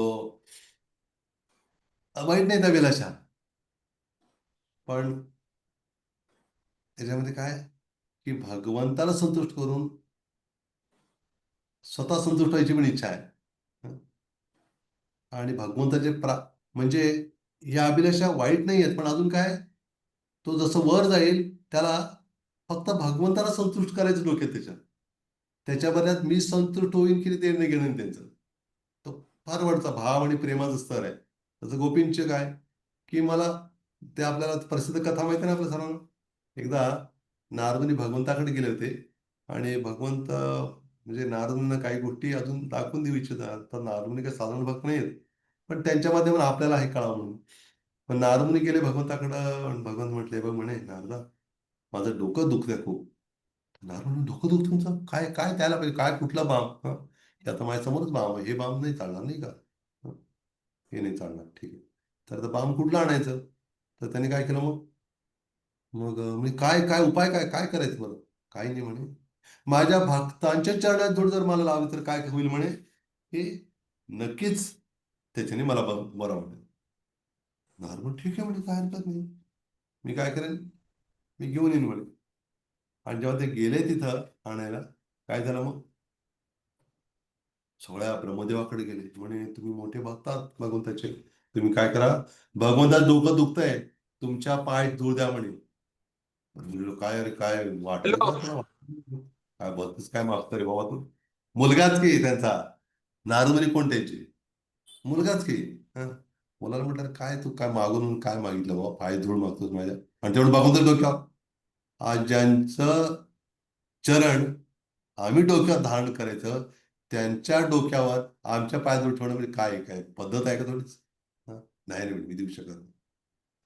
मी शिवजींकडे गेले. पण तुम्ही एवढे मोठे भक्त म्हणून ओळखले जातात, तुमचे पाय जोडू द्या. नाही नाही म्हणे, ते कसं देईल म्हणे, देऊ शकत नाही. सगळीकडे फिरले. वृंदावनचा नंबर शेवटी लावला. वृंदावन सगळ्या गोपीने गारडा घातला. गोपी म्हणल्या, हे नारदनी तुम्ही कृष्णाकडे गेला, सांगा कृष्ण काय करते का? नारदने लक्षात आलं, हे काय हं, मामला वेगळाच आहे बाबा. म्हटलं असं म्हणे, काय झालं सांगू का तुम्हाला? मी जेव्हा श्रीकृष्णाला भेटायला गेलो होतो, त्यांचं डोकं फार दुखत होतं. म्हणजे डोकं दुखत होतं, सांगा बरं काय उपाय आहे की नाही? काय उपाय सांगितलं म्हणे? आहे उपाय कुठला? म्हणे, त्यांच्या भक्तांच्या पाय धूळ, तुमच्या पाय धूळ जर दिली डोकं असं आहे का म्हणे. लगेच त्यांनी त्यांचं ओढणी खाली टाकली अशी आणि सगळं आपल्या पायाला लागून धुत्यात टाकू लागले. नारुडे, नाही नाही, काय करताय का तुम्हाला माहिती आहे का? हे केलं म्हणजे तुम्हाला नरकात जावं लागेल. चालेल म्हणून नरकात गेलं तरी. त्यामुळं आम्ही नरकात जायला तयार आहे, पण कृष्णाचं डोकं जर दुखायला थांबेल ना, आम्ही नरकात जाऊ त्याचं काही नको वाटत नाही म्हणे आम्हाला. कृष्ण सुखी व्हावेत, ते प्रसन्न व्हावेत, हीच आमची इच्छा आहे. लक्षात ना? या फार मोठं विशेष हं, विशेष गोष्ट. हे प्रभुपाद म्हणतात ना, की भक्त भगवंताला हे करतात, काय म्हणतात त्याला, भगवंताला काही म्हणजे काय म्हणतो आपण, भगवंताला भगवंताला मागणी करत नाहीत मला हे द्या म्हणून. तसं उदाहरण देतं प्रभात, O God give me daily bread. आता डेली ब्रेड कशा? आजच मी ऐकायचं प्रभात म्हणत की अहो, एवढे हत्ती आहेत, उंट एवढे सगळे प्राणी आहेत. हं? त्यांचं माणसात तुलनेत ते कितीतरी खातात, त्यांचं सगळं करू शकतात भगवंत, आणि तुमचं काय डेली ब्रेड काय अवघड आहे भाऊ? भगवंत व्यवस्था केलेलीच आहे. हं? म्हणून प्रभात म्हणतात की जो भक्त आहे तो भगवंताला मागत नाही, भगवंतालाच देतो अजून. हं. भगवंताची सेवा करतो. तसं श्रील मध्वाचार्य म्हणतात, भगवान जे विग्रहाच्या रूपात प्रकट होत तेव्हा काय करतात, ते साक्षात भगवंतच आहेत. पण तरी पण ते आपली सेवा, आपल्याकडून सेवा घ्यायच्या इच्छा त्यांची आहे, म्हणून ते काय करतात, स्वतःला एखादं लहान मुलं असतं ना, लहान मुलं सगळंच करावं लागतं आईला, नाही का? ते शी करणं, हे करणं, धुणं, सगळं सगळं करावं लागतं आईला. ते मुलं काही समर्थ नाही, स्वतःच करू शकत नाही. तसं भगवंत खरं तर सगळं स्वतःच करायला काय प्रॉब्लेम आहे त्याला. पण तरी पण भगवंत आपल्या भक्तांच्या अधीन होऊन एखाद्या लहान मुलाप्रमाणे मग त्यांना उठवायचं, त्यांना खाऊ घालायचं, त्यांचे हातपाय धुवायचे. हं? आपण म्हणतो इदम एतत् पाद्यम, इदम अर्घ्यम, इदम आचमनीयम, म्हणजे काय? हं? तुमचे आता पाय धुतो मी, हात धुतो, तुमचं तोंड उष्ट झालं तोंड धुतो मी आता. हं? तुमच्या दात घासतो मी. हं? असं म्हणत नाही शब्दाच्या, पण त्यात तोच अर्थ आहे ना. हं? तुम्हाला तुम्ही गंध लावतो, हे लावतो, है ना, सुगंधी तेल लावतो, तुम्हाला चोळतो अंगाला, तुम्हाला आंघोळ घालतो आता. हं? हे आपल्या शब्दामध्ये आणि तसंच आहे खरं तर. हं? का बरं? भगवंत एखाद्या लहान मुलाप्रमाणे भावात राहतात आणि त्यावेळेला भक्तांना सेवा करून घेतात. हं? कारण त्याला माहिती आहे की तसं माहिती आहे ना, बिंब आणि प्रतिबिंब माहिती आहे ना, बिंब आणि प्रतिबिंब म्हणजे की आपण बिंब आहोत आणि आरशामध्ये आपलं प्रतिबिंब दिसतं, बरोबर आहे ना? हं. समजा आपण आरशातलं जे आपलं प्रतिबिंब आहे ते सजवायचं तर काय करावं लागेल बरं? त्याच्यावर सगळं हे करायचं का? त्या आरशात समजा जर ते प्रतिबिंब सजवायचं असेल तर त्याला आपण सगळं लावणार, कंगवा फिरवणार त्याच्यावरनं, त्याला काहीतरी लिपस्टिक लावणार तुम्ही, इथं काय लावणार, भुवया फिरवणार, ते त्याच्यावर करत चालतंय का? नाही चालत. कुठं करावं लागेल? जे बिंब आहे ना, इथं चेहऱ्यावर केलं ते तिथं तेच आपोआप त्याला वेगळं सजवावं लागत नाही. त्या पद्धतीनं आपण भगवंताची सेवा भक्ती सगळं करतो तेव्हा भगवंताला सजवतो, त्यांना प्रसन्न केला आपोआप होणारच आहे प्रसन्न आपण. ते वेगळं काही मागायची आवश्यकताच नाही. भगवंत असं सोडच काय आपल्याला वाऱ्यावर सोडणार आहे. हं. भगवंत त्यांच्या चरणीच आश्रय देणार. पण आपण त्याची अपेक्षा करू नये. अर्थात ईश्वर प्राप्तीची इच्छा करणं जसं श्रील भक्ती म्हणतात ना, की भगवंताला पाहायची इच्छा करू नका, प्रयत्न करू नका. तुम्ही अशी भक्ती करा, भगवंत विचार करतील. हं, अरे हा माझं कोण भक्त हो? त्याला मला दर्शन द्यायला जायलाच हवं. अशी किती उदाहरण आहेत ना. भगवंत स्वतः गेले घरी त्यांच्या, विदुरांच्या घरी. विदुर नव्हते तिथं, गेले घरी. त्यांच्या पत्नी विदुराणी होत्या घरात. आणखी दार उघडलं तर काय साक्षात भगवंत. आणि विदुरांना कळेल झालं काय करू आणि काय नको आता. आणि बघितलं आता सगळं बनवायचं हे उशीर होणार पदार्थ. आणि तिने काय केलं मग केळी होती, केळीचा घड आणला. ती केळी फेकून देऊन खाली टाकू लागली आणि सालच खाऊ घालावले भगवंताला. एवढं प्रेम हृदयामध्ये तिच्या. प्रेम समोरून येत होतं. आणि भगवंताला एवढा आनंद होतो ते केळी साल खाताना अगदी आनंदाने खातच होते. म्हणजे तो जो भक्तिभाव आहे तिचा, तर ते भगवंताला काय झालं, ते प्रिय आहे भगवंताला जास्त. भगवंताला ते आवडतं. तर तर भगवंताकडं मनापासून इच्छा तो व्यक्त करतो जीव. आणि तर याच्याविषयी नंतर परत मी सांगेन अजून. कारण आपल्याला मला वाटतं 9:15 झाले. आज आपण असं करूया, आज आपलं आता हे 5वी वृष्टी संपलेली आहे. हा डेमो. आता आपलं 6, 7, 8 3 आहे. आपण ते 2 दिवसामध्ये कव्हर करताना आपण आधीचं पण थोडं संदर्भ घ्यायचे कधी कधी मध्ये आपल्याला. त्यामुळे आता आपण काय करूया, इथपर्यंत आपण कन्क्लूड करून याच्या आपण पुढचं आपण हे करूया. एक मिनिट. हा.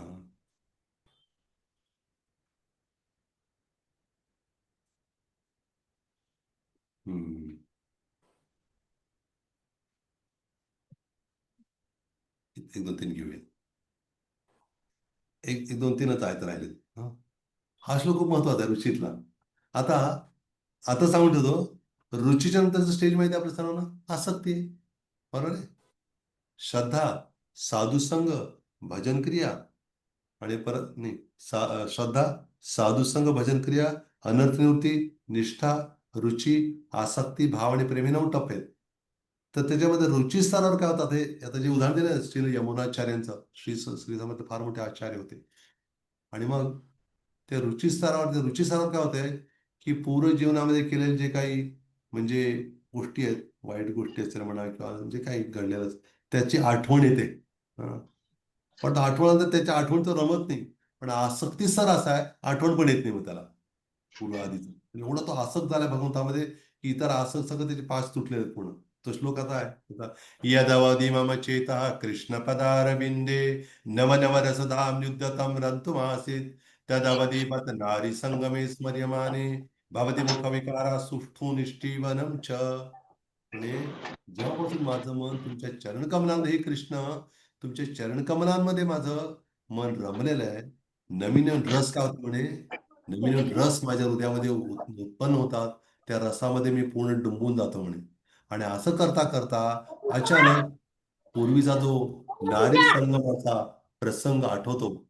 तेव्हा काय होतं मग, तो प्रसंग आठवताच मी काय करतो म्हणे, भवती मुखविकार हा, तोंडामध्ये ती लाळ अशी जमते म्हणे. आणि काय होतं मग, सुष्ठू निष्ठी म्हणजे असं थुंकतो म्हणे त्या विचारावरून. असं कोण म्हणतं, श्रील यामुनाचार्य म्हणतात. हं.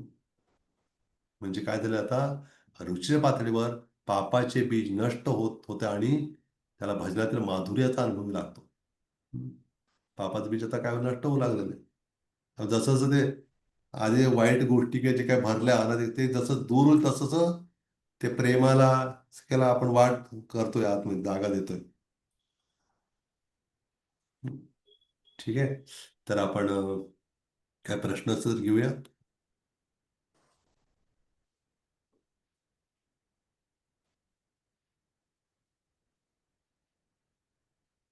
येस. काय प्रश्न कोणाचे? एकच मिनिट हा थोडा. आराध्य गोविंद प्रभुजी. प्रभूजी हरे कृष्णा दंडवत प्रणाम. ए- प्रभूजी एक एक छोटं- एक मिनिट सॉरी प्रभू, एकच मिनिट हा. एक मिनिट प्लीज होल्ड. एक थोडंसं पाणी पितो मी. सॉरी, एकच मिनिट.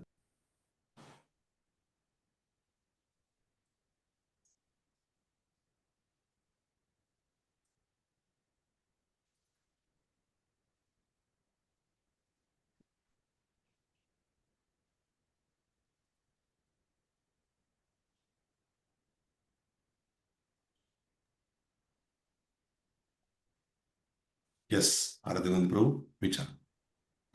नाही प्रभूची फक्त माझी एक विनंती होती की मागाची ते स्लाइड फ्रीज झाली होती ना, तेव्हा अनर्थ निवृत्ती क्रमाचं आपली एक स्लाइड होती ज्याच्यामध्ये एक टेबल तुम्ही दाखवलं होतं. ती येस. शेअर करू शकाल का? कारण ते सगळं लिहिणं थोडंसं अवघड होत होतं मला.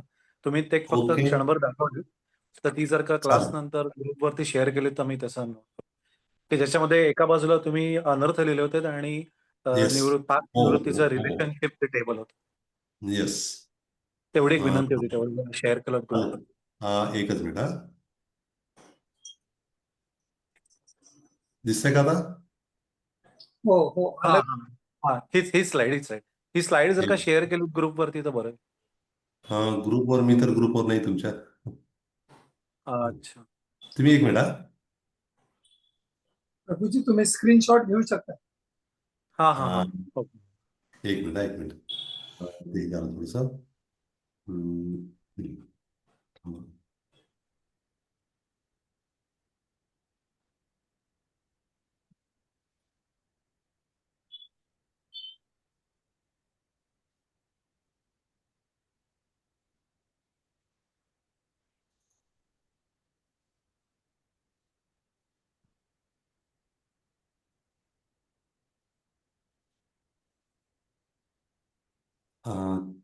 स्क्रीन एक मिनिट हा, ते होऊन झाले.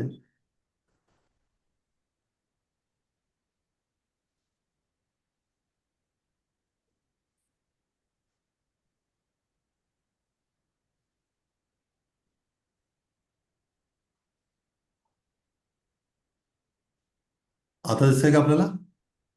हो दिसतंय प्रभूजी दिसतंय. हो हो. दिसतंय, पण मला वाटतंय ते मी त्याचं स्लाइड शो दाखवलं की हे केलं की ते दिसेन झालं, असं होत आहे. नाही, मला ठीक. वाटतं आता फोटो काढू शकता का आपण? हो हो प्रभूजी. काढून घ्या फोटो हा. आरती गोविंद प्रभू घेतला. हा, ओके. त्याच्यापेक्षा इंग्लिश नावं चांगली समजतील. हे हे किती हार्ड वाटतात मराठी नावं. काय म्हणतात? इंग्लिश त्याची हे असतील ना नावं, तर ती चांगली समजू शकतील आपल्याला. ठीक आहे. बरं, ठीक आहे. काय प्रश्न अजून काय विचारायचे होते कोणाला? कोणते प्रभूजी आता रेकॉर्डिंग नाही मिळणार का? काय म्हणता प्रभूजी? रेकॉर्डिंग मिळणार नाही का म्हटलं? रेकॉर्डिंग तर चालू आहे असं वाटतंय मला तरी. नाही आम्हाला म्हणजे ग्रुपवर रेकॉर्डिंग मिळेल का म्हटलं? ते मला सांगता येणार नाही. तुम्हाला आपले जे काही ऍडमिन टीम. रसिक शिरोणी प्रभू, ठीक आहे. रसिक शिरोणी प्रभू म्हणतात की रेकॉर्डिंग मिळेल म्हणून, तर आपण चिंता करू नका. आपण ते सगळे हे करण्यापेक्षा रेकॉर्डिंग घेतलं बरं, ठीक आहे ना? हरे कृष्ण प्रभु. येस प्रभूजी. दिव्य सार्थ प्रभूजी. हरे कृष्ण प्रभुजी दंडवत प्रणाम. दंड प्रणाम प्रभूजी. प्रभुजी हे अनिष्ठिता भक्ती समजलेलं नाही आणि ते कुठल्या प्रकारामध्ये येते, जसं एकदेश वर्तिनी प्रकार वगैरे हे? प्रश्न नाही कळा. अनिष्ठिता भक्ती कुठल्या? हा, कुठल्या प्रकारामध्ये येते म्हणजे भक्तीच्या प्रकारामध्ये जसं निष्ठा रुची हा ना. याच्यामध्ये येस येस. ते अनिष्ठिता भक्ती म्हणजे भजन क्रियामध्ये अजून ते. भजन क्रियामध्ये. हा, आपण पाहिलं ना, भजन क्रियानंतर जे अनर्थ निवृत्ती होते, ते अनर्थ निवृत्ती न झाल्यामुळं, झाल्यावर काय होतं, ते निष्ठिता भक्ती होते. न झाल्यामुळं अनिष्ठिता भक्ती आहे. भजन क्रियामध्येच हे अनर्थ आहेत, ते अजून गेले नाहीत. आपण बघितलं ना, उत्साहमयी हे वगैरे बघितलं ना, हे हे लक्षण आहे त्याची अनिष्ठिता भक्तीची, पण हे अनर्थ आहेत अनिष्ठिता भक्तीतले. हम्म. ठीक आहे. अजून मला वाटतं यांचा प्रश्न. नाशिक रोडवरून कोण बोलताय? नाशिक रोडवरून साधना. शिवधन ठाकूरदास. प्रभूजी बोला ओम प्रभूजी. शिवदन ठाकूरदास बोलतोय मी. बोला दंडवत प्रणाम प्रभूजी. प्रणाम प्रभूजी. मला असं विचारायचं आहे की हा. हे जो आपण ग्रंथ घेतलाय, ह्या हम्म. ग्रंथाचं पुस्तक जे आहे ते हम्म. मराठीमध्ये अवेलेबल आहे का? किंवा मग हिंदीमध्ये असले तरी कोणतं पुस्तक साधारण रेफरन्स घेतला पाहिजे? कारण आपण एकदम वरवर आपण टायटल मोडमध्ये आपण घेत आहात. तर याचा जर डिटेल आपल्याला जसं विश्वनाथ चक्रवर्ती ठाकूर महाराजांनी हो. राग व्रतमचंद्रिका नावाचं जे काही पुस्तक आहे आणि हे जे घेत आहेत आता, तर हे भक्तिरसामृत सिंधू समजून घेण्यासाठी फार महत्वाचं आहे. तर याचं हो. कोणतं पुस्तक रेफरन्स घेतलं पाहिजे साधारण? किंवा याचे मा- नोट्स आहे का काही? एक तर हे माधुरी कादंबिनी ग्रंथ उपलब्ध आहे, पण तो श्लोक आणि ह्याच्यात रूपात नाही पूर्णपणे मार्केटमध्ये वृंदावनात वगैरे. माझ्याकडे गुरु महाराजांकडे पूर्वी होता. आम्ही याच्यातलं साधू संघ वेगवेगळ्या टप्प्यावर आम्ही काही वर्षापूर्वी लेक्चर दिले होते. मग ते नेमकं गुरु महाराज जे होते त्यावेळेला त्यांचे पण काही टॉपिक मला पण होते आणि मला दुसऱ्या दिवशी जायचं होतं म्हणून मी गुरु महाराज दिलं ते पुस्तक मिळेल का. गुरु महाराज म्हटले मला, अरे मला पण लागणार आहे, पण ठीक आहे तू घेऊन जा म्हटले मला. त्याला मी स्टडी केलं होतं. तर त्याच्यामध्ये श्लोक वगैरे फक्त त्याच्यामध्ये त्याचा आशय दिलेला आहे त्या ग्रंथामध्ये. पण विशेष करून तुम्हाला PDF नंतर हवं असेल वैयक्तिक मला हे करा, त्याचा PDF आहे या सगळ्या बुक्सचा हिंदीमध्ये. ते हिंदीमध्ये PDF आहे. आणि मग आपल्या आचार्याने काय केलं त्याचं थोडंसं भाष्य पण दिलेलं आहे गौडीयच्या संप्रदायाच्या आचार्यांनी. त्या श्लोक आहेत म्हणजे संस्कृतमधले, त्याच्यावर भावानुवाद आहे आणि त्याच्यानंतर परत थोडाफार त्यांनी कॉमेंट केलेले आहेत. आणि त्या दृष्टीनं ते फार चांगलं आहे. ते मी रेफर करतोय. तर आपल्याला हवं असेल तर ते PDF मी नंतर पाठवू शकतो वैयक्तिक. धन्यवाद वंचित. प्रभू. हा. धन्यवाद. तर आपण मला नंतर हे करा, रिमाइंड करा, मी वैयक्तिक पाठवेन. आता मी कसं करतोय, आता हे 8 प्रेमामृत सृष्टी आहेत, पण हे त्यातलं पूर्ण जर खोलात जर घ्यायचं झालं, असं आपण पाहत असाल आज जे जपाटॉकमध्ये श्री केशवप्रभू सांगतात माहिती आहे ना काल आणि आजचं, ते या माधुरी कादंबिनीमधूनच घेत आहेत. ते 10 अपराधातले अगदी डिटेलमध्ये घेतात. आता ह्याच्यामध्ये पण डिटेल दिलेले आहेत. आता ते डिटेल दिलं तर त्याच्यावर फोकस केलं तर हे बाकीच सगळं होणार नाही, म्हणून मी त्याच्यावर फोकस नाही केलं की 10 अपराध आपल्याला माहीत आहेत बाबा, असं करून आपण त्याचं फक्त वाचन करून पुढे गेलो आपण. तर त्यामुळं तुम्ही म्हणता बरोबर, ह्याच्यानुसार आपण एक टच करतोय आणि पूर्ण खोलवर जाण्यासाठी आपल्याला पुन्हा एकदा हे रिवाईज करावं लागेल आणि हे पुस्तक पाहावं लागेल, तर आपल्याला विद्या येईल. अजून पण प्रश्न आहे? नयना माताजी प्रश्न विचारा. हरे कृष्ण प्रभूजी, दंडवत प्रणाम. आवाज येतोय का? हो येतोय. हा प्रभूजी. प्रभूजी खूप छान सांगतात. काल जे काही अपराध सांगितले ते त्यापैकी बरेचसे अपराध माहीत नव्हते. तर प्रभूजी जसा त्याच्यातला एक अपराध होता की देवापुढे जेव्हा आपण लेक्चर्सला वगैरे बसतो, म्हणजे काय म्हणतात, काय प्रवचनामध्ये, शेवटचं वाक्य? तर प्रवचनामध्ये बसल्या ते देवापुढे पाय असे आपण हे करून बसतो. तर बऱ्याच वेळा हेल्थ इश्यूजमुळे थोडंसं अवघडल्यासारखं होतं. तर मग प्रभूजी अशा वेळी काय केलं पाहिजे? हा, मग चेअरमध्ये बसा. अच्छा. खुर्ची आजकाल कसं आहे, पूर्वी मला आठवतं आम्ही नवीन जॉईन केलं तेव्हा माझं मंदिरात चेअर वगैरे बसण्याची पद्धत, कारण चेअरवर बसावं लागतच नव्हतं, सगळे खाली बसू शकत होते. आता काळ बदललेला आहे. आता अगदी तरुण वयाची मुलं सुद्धा आम्ही पाहतो ते खाली बसू शकत नाही. आपले गुरुमाज खाली बसतात बरेच तास, पण तरुण मुलं बसू शकत नाहीत, एवढं त्यांना सवय नाही.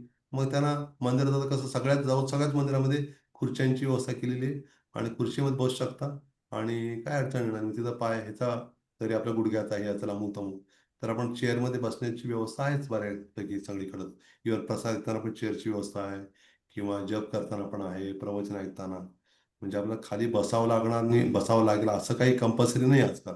आणि घरी जर प्रश्न आहे, घरी तर चेअरमध्ये बसतात आपण आणि मंदिरामध्ये पण ही व्यवस्था असते. तर काही अडचण येणार नाही चेअरवर बसायला, कारण भगवंताला माहिती आहे की आता अशी स्थिती आहे. कारण मला आठवत आहे की जवळजवळ किती 17-18 वर्षापूर्वी माझा ॲक्सिडेंट झाला होता पायाचा आणि मग मला खाली बसता येत नव्हतं आणि गुरुमाज आलेले आरोड्यामध्ये आणि गुरुमाज जर खाली बसले जप करत आणि मग मी चेअरवर, मला ते कळलं जरा कसं करायचं. मग आचार्यप्रभू होते, ऑल इंडिया पदाधिकारी इन्चार्ज आचार्यप्रभू आरोड्यातच होतं. मग त्यांना म्हटलं, गुरुमाज विचार, म्हटलं मी खुर्चीवर बसून जप केलं चालेल का? आणि गुरुमाजांनी काय बोले नुसतं, गुरुमा असं केले म्हटले, असं केलं म्हटले. अरे मला माहित आहे ना बाबा तुला त्रास झालाय, काय हरकत आहे बसायला वर, असं म्हणजे गुरुमांचं याच्या एक्सपिरियन्स दाखवले की काय हरकत आहे. तर पाय लागणे सर्वांना माहितच आहे. तू काय जाणून बुजून मला हे कॉम्पिटिशन करायला थोडंच बसलाय मग नाही. तर त्यामुळं हा मग प्रभू. असं गोष्ट आहे. ठीक आहे ना? आणि प्रभूजी लेक्चरचे रेकॉर्डिंग मिळू शकतील का? हो, झाली चर्चा झाली ती. आता जे ज्यांनी विचारलं त्याला दिलेलं उत्तर ते पण रेकॉर्डिंग झालेलं आहे. ते पण ऐका. तर मिळेल. ग्रुपवर मिळतील प्रभूजी? काय म्हणताय? रेकॉर्डिंगची लिंक वगैरे म्हणजे ग्रुपवर मिळेल कसं? ते मला मी सांगू शकतो कारण त्या ग्रुपमध्ये मी स्वतः नसल्यामुळं आणि याचं फक्त लेक्चर देण्याची सेवा माझ्याकडे आहे. रेकॉर्डिंग म्हणा ते ग्रुपवरचं हे करणं ते माझ्याकडे सेवा नाही. त्यामुळे माझ्यामध्ये रसिक शिरोमणी प्रभूंनी सांगितलं मग अशी मिळेल म्हणून आणि ते निश्चितपणे आपल्याला हे करतील. ठीक आहे रसिक शिरोमणी प्रभू? थँक्यू प्रभूजी. दंडवत प्रणाम. हरे कृष्ण. ठीक आहे. संगीता वैष्णव आता. हरे कृष्ण प्रभू दंडवत प्रणाम. अजून प्रभू आता ते वंशवर्धन प्रभूजींनी सांगितलं पीडीएफ तर ते पीडीएफ ग्रुपवर होईल का तिथे म्हणजे आहे तुमच्याकडे ते ग्रुपवर? हरकत नाही पण मी फ्रँकली सांगतो कसं होत आहे की आता आपण प्रभुपादांचे ग्रंथ वाचत असतो आणि काय होतं माधुरी कादंबरीसारखे आपण ग्रंथ लगेच आपण जास्त त्याच्यामध्ये इंटरेस्ट घेऊ लागला तर काय होतं मग आपल्याला वाटतं की मग प्रभुपादांच्या ग्रंथाविषयी हे थोडं जास्त वरच्या स्तरावरचं आहे मग ते का आपण थोडं असं दिसून आलेलं आहे त्यामुळे साहजिक म्हणजे मी अवॉइड करतो शक्यतो. आता पीपीटी पण मी शक्यतो कोणाला न देण्याचं कारण असं नाही किंवा माझी कॉम्पिटिशनचा काय प्रश्न येत नाही पण तरी पण म्हणजे हा असं नाही की मी फार वरच्या स्तरावर म्हणून मी सांगतो असं नाही. तर ते ज्ञान घेण्यासाठी म्हणून मी हे केलेलं आहे आपल्याला माहीत असावं एक सायन्स आहे ते. पण प्रभुपादांचे ग्रंथ वाचणं खूप आवश्यक आहे आणि माधुरी कादंबिनी म्हणा हे ग्रंथ आपल्याला जेव्हा आपण असं श्रवण करतो याच्यावरच आपण समाधान मानावं पण अजून आपल्याला खोलात जायचं असेल बाबा तर आपण आपले जे काउन्सिलर असतील अधिकारी त्यांच्या अनुमतीनं आपण ते करावं अशी विनंती आहे माझी. नाही प्रभूजी जर पीडीएफ मिळत असेल तर चांगलं होईल असं म्हणजे ग्रुपवर जर मिळाले तर. हा पीडीएफचं सांग काय मिळेल. हा पीडीएफ मिळेल हो. चालेल प्रभू. हरे कृष्ण. मिळेल. ठीक. अजून काय प्रश्न कोणाचे? नारायण भांबरे प्रभूजी. अच्छा. हो हरे कृष्ण प्रभू दंडवत प्रणाम. हरे कृष्ण प्रभू हा. तुमच्या जे लेक्चर मग बरेचसे जे मनातले डाऊट वगैरे सॉल्व्ह झाले. मी तोच प्रश्न होता की तुमचा नंबर किंवा हे असेल ना तर आम्हाला त्या नंबरला म्हणजे पीडीएफ मागवण्यासाठीच मी तुमचा नंबर मागणार होतो. बाकी तो आता तुम्ही सॉल्व्ह केलेला आहे. अच्छा. असं नंबर तुमचा शक्य असेल तर नंबर देऊन ठेवा. काही फ्युचरमध्ये काही छोटे मोठे अडचणी आल्या तर तुम्हाला एक मेसेज टाकून द्या. आम्ही म्हणजे तुमच्या वेळेनुसार तुम्ही असं आम्हाला करूया उत्तर देऊ फार तर शकता. आपण असं करूया.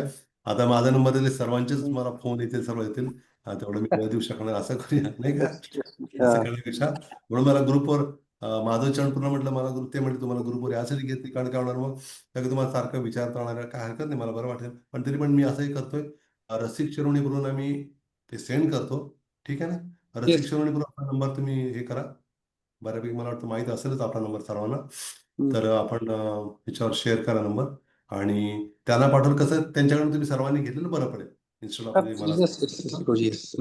ठीक आहे तर मी काय करेन रसिक शिरोमणी हे पीडीएफ पाठवतो आणि मग ते काय करतील तर त्यांचा नंबर आपल्याकडे असेलच तर ते मग ग्रुपवर शेअर करायचे ते ठरवतील आणि एकतर वैयक्तिक घ्या असं नाही की सर्वांनाच पाहिजे असेल असं काही नाही है ना ज्यांना हवंय हा ज्यांना ते ग्रुपवर टाकलं कसं ते कॉमन होईल तसं नको शक्यतो तर त्यामुळे आपण काय करा रसिक शिरोमणी कडनं त्यांच्याकडनं कलेक्ट केलं म्हणून जास्त आज किंवा आता उद्या पाठवेल म्हणजे त्यांना हे करू ना आपण त्याच्याकडे घ्या त्यांचा नंबर आपल्याकडं असेलच किंवा त्याचा नंबर हे टाईप करतील याच्यावरती शेअर करतील आणि आपण सर्वजण तो नंबर लिहून घ्या आणि नंतर आपण व्हॉट्सअपवर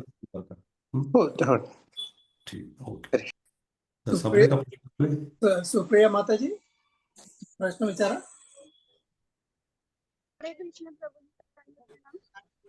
आपला आवाज फारच कमी वाटतो आवाज कमी आहे. हो थोडासा प्रॉब्लेम आहे. तर मला असं विचारायचं होतं प्रभूजी जे आता कालचं सेवा अपराध होता ना सेवा अपराध करणं म्हणजे नाम अपराध करणं कसं आहे तर त्याचं थोडंसं समजून सांगा ना प्रभू कारण आपण मंदिरामध्ये भोग सेवा करायला जातो किंवा आपण आम्हाला भोग सेवा करायला मिळालेली होती तर म्हणजे किचन मध्ये पण काया वाच्यामध्ये आपल्या मनामध्ये अनेक विचार चालू असतात तर म्हणजे त्या अपराधांच्या विषयी थोडंसं समजून सांगा ना. हो धन्यवाद.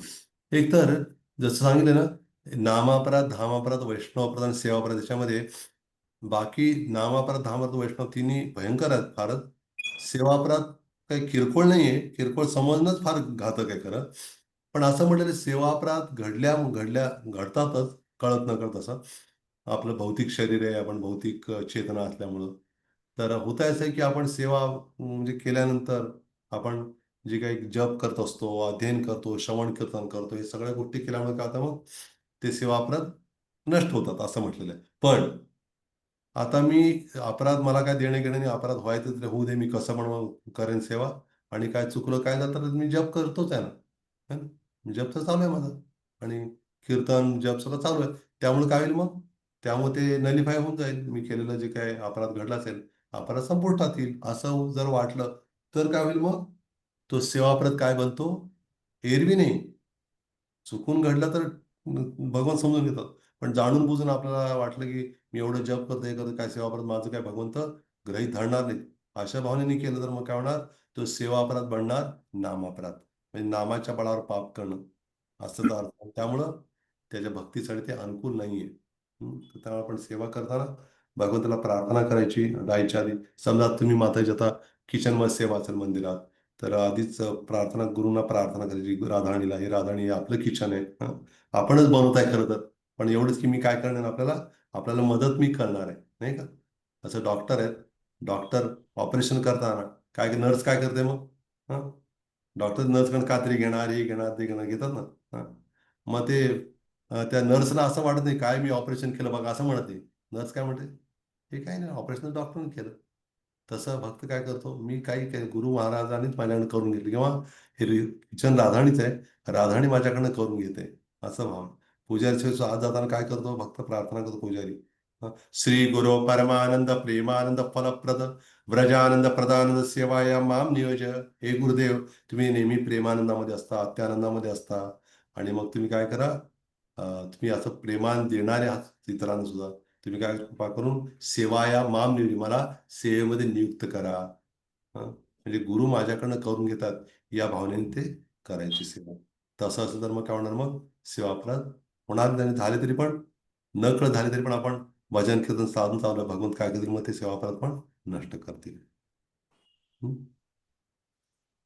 येस. अनंत विष्णू प्रभूजी. हरे कृष्ण. हरे कृष्ण. दंडवत प्रणाम प्रभूजी. सगळ्या भक्तांना माझे दंडवत प्रणाम. प्रभूजी, अगदी सुरुवातीचा प्रश्न आहे हा. प्रथमामृत वृष्टीमध्ये तर त्याच्यातला दुसरा पॉइंट आहे की भक्तांची कृपाच भक्तांच्या प्राप्तीचे कारण आहे, आणि तिसरा आहे भक्ताद्वारे भगवंताच्या कृपेचा प्रकाश मिळतो. तर आता मी ह्याच्यामध्ये, मी तर तसा काय भक्त नाही आहे, आपण साधक आहे, तरी पण मी भक्तीत टिकून आहे. मग मी कोणत्या भक्ताच्या कृपेने मी भक्तीमध्ये आलो आणि भक्तीमध्ये टिकलोय, हे थोडंसं विश्लेषण करू शकाल काय? हो, निश्चितच. एक तर आपण म्हणजे आपल्याला या जन्मात भक्ती मिळाली असेल किंवा याच्या आधी जन्मात पण भक्ती मिळाली शक्यता आहे. आता याच्या आधी जन्मात भक्ती मिळालं तर ते काय आपल्याला ते शोधून काढणं फार अवघड आहे, लगेच काय कळणार नाही. पण आपण या जीवनामध्ये आपल्याला समजू शकतच की, आता उदाहरण माझं विचार करायला गेलं, समजा मी सुरुवातीला प्रभुपादांचा कृष्ण बुक मी मिळालं मला, म्हणजे एका दृष्टीनं प्रभुपादांची कृपा झाली. त्यानंतर मग मी 6 डिसेंबर 1992ला गुरुमांचं पहिलं प्रवचन ऐकलं सोलापूरमध्ये, गुरुमांची कृपाच मिळाली. त्यानंतर वैष्णवांची पण कृपा मिळाली. बरोबर आहे ना? आपण सुरुवातीला ज्यांच्या संपर्कात आला, ज्यांच्याकडून आपल्याला ज्ञान मिळालं, भक्ती मिळाली, आपल्याला ते असं काही लपून छपून राहिलेलं नाही की बाबा आम्हाला कळलंच नाही, कसं काय अचानक जप मी करू लागलो, मलाच कळलं नाही, असं नाही झालं ना, है ना? दीक्षा कशी झाली बाबा, कळलंच नाही असं नाही. दीक्षा झाली म्हणजे, है ना, तुम्ही अनंत विष्णू प्रभू आहात म्हणजे काय, दीक्षा झालेली आहे म्हणजे याचा अर्थ गुरूंची कृपा आहेच ना. कधी कधी प्रभूजी, एक आपणच मला विश्वरूप भगवंताच्या समाधीजवळ मला पहिली माळ गाठली होती, मग तुमच्याच कृपेने मी भक्तीमध्ये आहे काय? असं तुम्ही म्हणू शकत नाही, सांगू शकत नाही. ते दुसरं कोणाला तुम्ही विचारा, दुसरे सेमिनार. मी काही कृपा अरे कोणावर बघा. केली नाहीये, त्यामुळं गुरुंची कृपा आहे. जसं कसं होतं नेमकं दीक्षेचा जेव्हा काळ येतो ना, दीक्षेचा आषाढी म्हणा, वृंदावन दीक्षेचा हे सुरू, तेव्हा भक्त सगळे येतात भेटायला, म्हणजे माझी दीक्षा कधी, मी सगळं एवढं केलंय, ते सर्टिफिकेट आणतात, कुठलं IDC, हे बघा माझं IDC झालेलं आहे, मग मला कधी दीक्षा मिळेल. पण असं कोणीच विचारत नाही की मला दीक्षा घेण्यासाठी मला काय करायला हवं, माहिती योग्यता आहे का ती, असं नाही विचारत. सगळे भांडायला सुरू करतात. त्यामुळे दीक्षेचा काळ आला की माझी एकदम घाबरमुंडी उडते, बापरे काय तोंडात एखादा शब्द भलताच गेला. अहो ब्राह्मण दीक्षा बघा, भक्तिशाचं झाले सर्टिफिकेट पण. पण भक्तिशा सर्टिफिकेट मिळाले म्हणून ब्राह्मण दीक्षा मिळाली पाहिजे असा हट्ट न धरता की सर्टिफिकेट तर मिळालंय पण मी योग्य आहे का अजून, किती बरं वाटतं बघा. भक्तीचं चांगलं आहे की नाही वाक्य, त्या अगदी अधिकाऱ्याला बरोबर, किती बरं अगदी. वाटेल. या काय म्हणतात प्रभूजी, आमचे काउन्सिलर मला काय दीक्षा देणे काय करू सांगा, काय करायचं त्यांनाच विचार. प्रणाम कर प्रभूजी, माझी इच्छा आहे दीक्षा घ्यायची. एक तर ते काही विचारू नका, ते स्वतःहून म्हणतील. पण तुम्हाला फार घाई असेल त्यांना म्हणा, प्रभूजी मला दीक्षा घ्यायची, मी योग्य नाही पण मी योग्यता येण्यासाठी मी काय करावं ते तुम्ही सांगा. ते जे सांगतील जस्ट फॉलो. आणि दीक्षा देणं घेणं हे अधिकाऱ्यांच्या हातात नसतं. कितीतरी उदाहरण सांगू शकतो. एक उदाहरण सांगतो आपल्याला आणि थांबूया आपण. आपल्याला परमपूज्य सुंदर चैतन्य महाराजांना सर्वांना माहीतच आहे, मॉरिशसचे. आधी त्यांचं नाव सुंदरलाल प्रभू होतं आणि मग आमचं एकदम खूप मैत्री आहे, अजून पण आहे. तर मग सुंदर चैतन्य महाराज त्यांचं संन्याससाठी संन्यास मिनिस्ट्रीतनं जी अनुमती मिळते ना, आपल्याला माहितच ना, संन्यास मंत्रालय पण आपलं, त्या अनुमतीवर सगळं झालं त्यांचं. त्यांची इच्छा होती नरसिंह जयंतीच्या निमित्तानं मॉरिशसमध्ये तिथल्या भक्तांनी खूप जोरात तयारी केली होती. अरे आपल्या ह्याच्यातला एक संन्यासी होता म्हणून. तर गुरुमाचे जाणार तर नेमकं ते कोरोनाचा काळ असल्यामुळे गुरुमाचं कॅन्सल झालं जायचं. मग मॉरिशसमध्ये कोरोना नसल्यामुळं तिकडं काय बाहेर देशात जायला अनुमती होती थोडी. मग ते दिल्लीत आले, नोएडामध्ये थांबले. त्यांना वाटतं की मग असं कळलं की गुरुमान नोएडाला येणार आहेत म्हणून, आणि ते पण कॅन्सल झालं. गुरुमान नोएडाला झालं तिथं संन्यास घेण्याच्या दृष्टीने बरं का. आणि तिथनं मग ते विचारतं आषाढी एकाच जवळ आलेली आहे, तिथं पंढरपूरला आपल्यालाच गेलं तिथं कदाचित होईल, कारण सगळं बाकी सगळ्या जे काही आवश्यकता पूर्ण झाल्यात. आणि गुरुमाजे म्हटले देतो मग, पण काही नाही कारण रामनीवर पडत होतं. आणि मग तिथनं मग पंढरपूर याच ठरवलं. आणि पंढरपूर नेमकं काय झालं की तिथल्या म्हणजे पंढरपूरच्या तिथल्या सगळ्या ह्यांनी जे काही शासकीय याच्या वतीनं आम्हाला सांगण्यात आलं होतं की तुमच्यामध्ये कुठल्याही विदेशी व्यक्तीला अनुमती देऊ नका या कोरोनाच्या काळामध्ये, कारण कुठनं संक्रमण म्हणून सांगता येत नाही. तर आम्ही सांगितलं की प्रभूजी सॉरी, टाळावं लागेल तुम्हाला यात. मग म्हटलं तुम्ही आरोड्याला थांबा, गुरुमाज व्यासपुरा कदाचित इथं काय बाहेरच्या भक्तांना येण्याची अनुमती नाही, आरोड्याला एक काही जणांना अनुमती देतील बाबा म्हणून तिथं येणार असं. मग ते तिथे गेले, नोएड्यातनं आरोड्याला गेले. आरोड्याला गेले आणि मग गुरुमाजं निघणार तर आरोड्याला. तर आदल्याशी मी आणि प्रल्हाद गेलो गुरुमाला भेटायला, प्रणाम केला मी. आम्ही मास्क लावून म्हणून म्हटलं, अरे मास्क लावलाय तुम्ही, लगेच लावलाय मास्क. म्हटले काय कशासाठी आलं. म्हटलं गुरु महाराज आपण आरोड्याला जाणं टाळलं तर बरं नाही होणार, टाळता येणार नाही का, कारण इतकी परिस्थिती बिकट आहे. तुम्ही इथनं तिथं जाणार, तिथं बरेच लोक भेटणार, व्यासपा सगळं, तर थोडं आम्हाला भीती वाटत. मग हां बरोबर आहे म्हटले. बऱ्याच जणांचे मला तसे मेसेज आलेलेच आहेत, मी पण जाण्यात कॅन्सलच केलेले म्हटलं. म्हणजे त्यांची तिथं सण ते पण कॅन्सल झालं. पुन्हा मग थोडं कोरोनात काळ उसरला, पुन्हा मग ते आले, पंढरपूरला आले. महाराज गुरु महाराज म्हटलं ठीक आहे, तारीख ठरवली संन्यास दीक्षेसाठी. ठरवलं आणि नेमकं त्यावेळेला परमपूज्य भक्ती चारू महाराज भगवतधामात गेल्याची बातमी गुरुमाजांना म्हटली. गुरुमाज म्हटले हे बघ म्हटले, माझा गुरुभाव गेलेला आहे, मला फार दुःख झालं, त्यामुळं आता संन्यास सोहळा थोडा आनंद सोहळा थोडं टाळूया. तिथं पण हे झालं बरं का. त्यानंतर अजून एक हे आलं, पुन्हा ठरवलं. पुन्हा मग भक्तीचार महाराज ते समाधीच्या ह्याच्यात हे करणार होतं ना, तर त्या सोहळ्यामध्ये साहजिकच महाराज कीर्तन बिर्तन ते इन्व्हॉल्वमेंट होतं, ऑनलाईन होतं ना सगळं. महाराज म्हणले मी थोडं व्यस्त पडलो, असं म्हणता म्हणता परत नंतर एक दिवस ठरवलं आणि त्यावेळेला त्यांनी संन्यास दीक्षा दिली. बघा लक्षात ना, बाकी सगळं जे काय अटी पात्र सगळं रेडी होतं त्यांचं, पण असं काही कोणी टाळत नव्हतं. गुरुवार काही टाळत नव्हते, काही नाही काहीच नाही. पण बघितलं लक्षात ना, ती वेळ आली झालं मग त्यांचं असं असतं.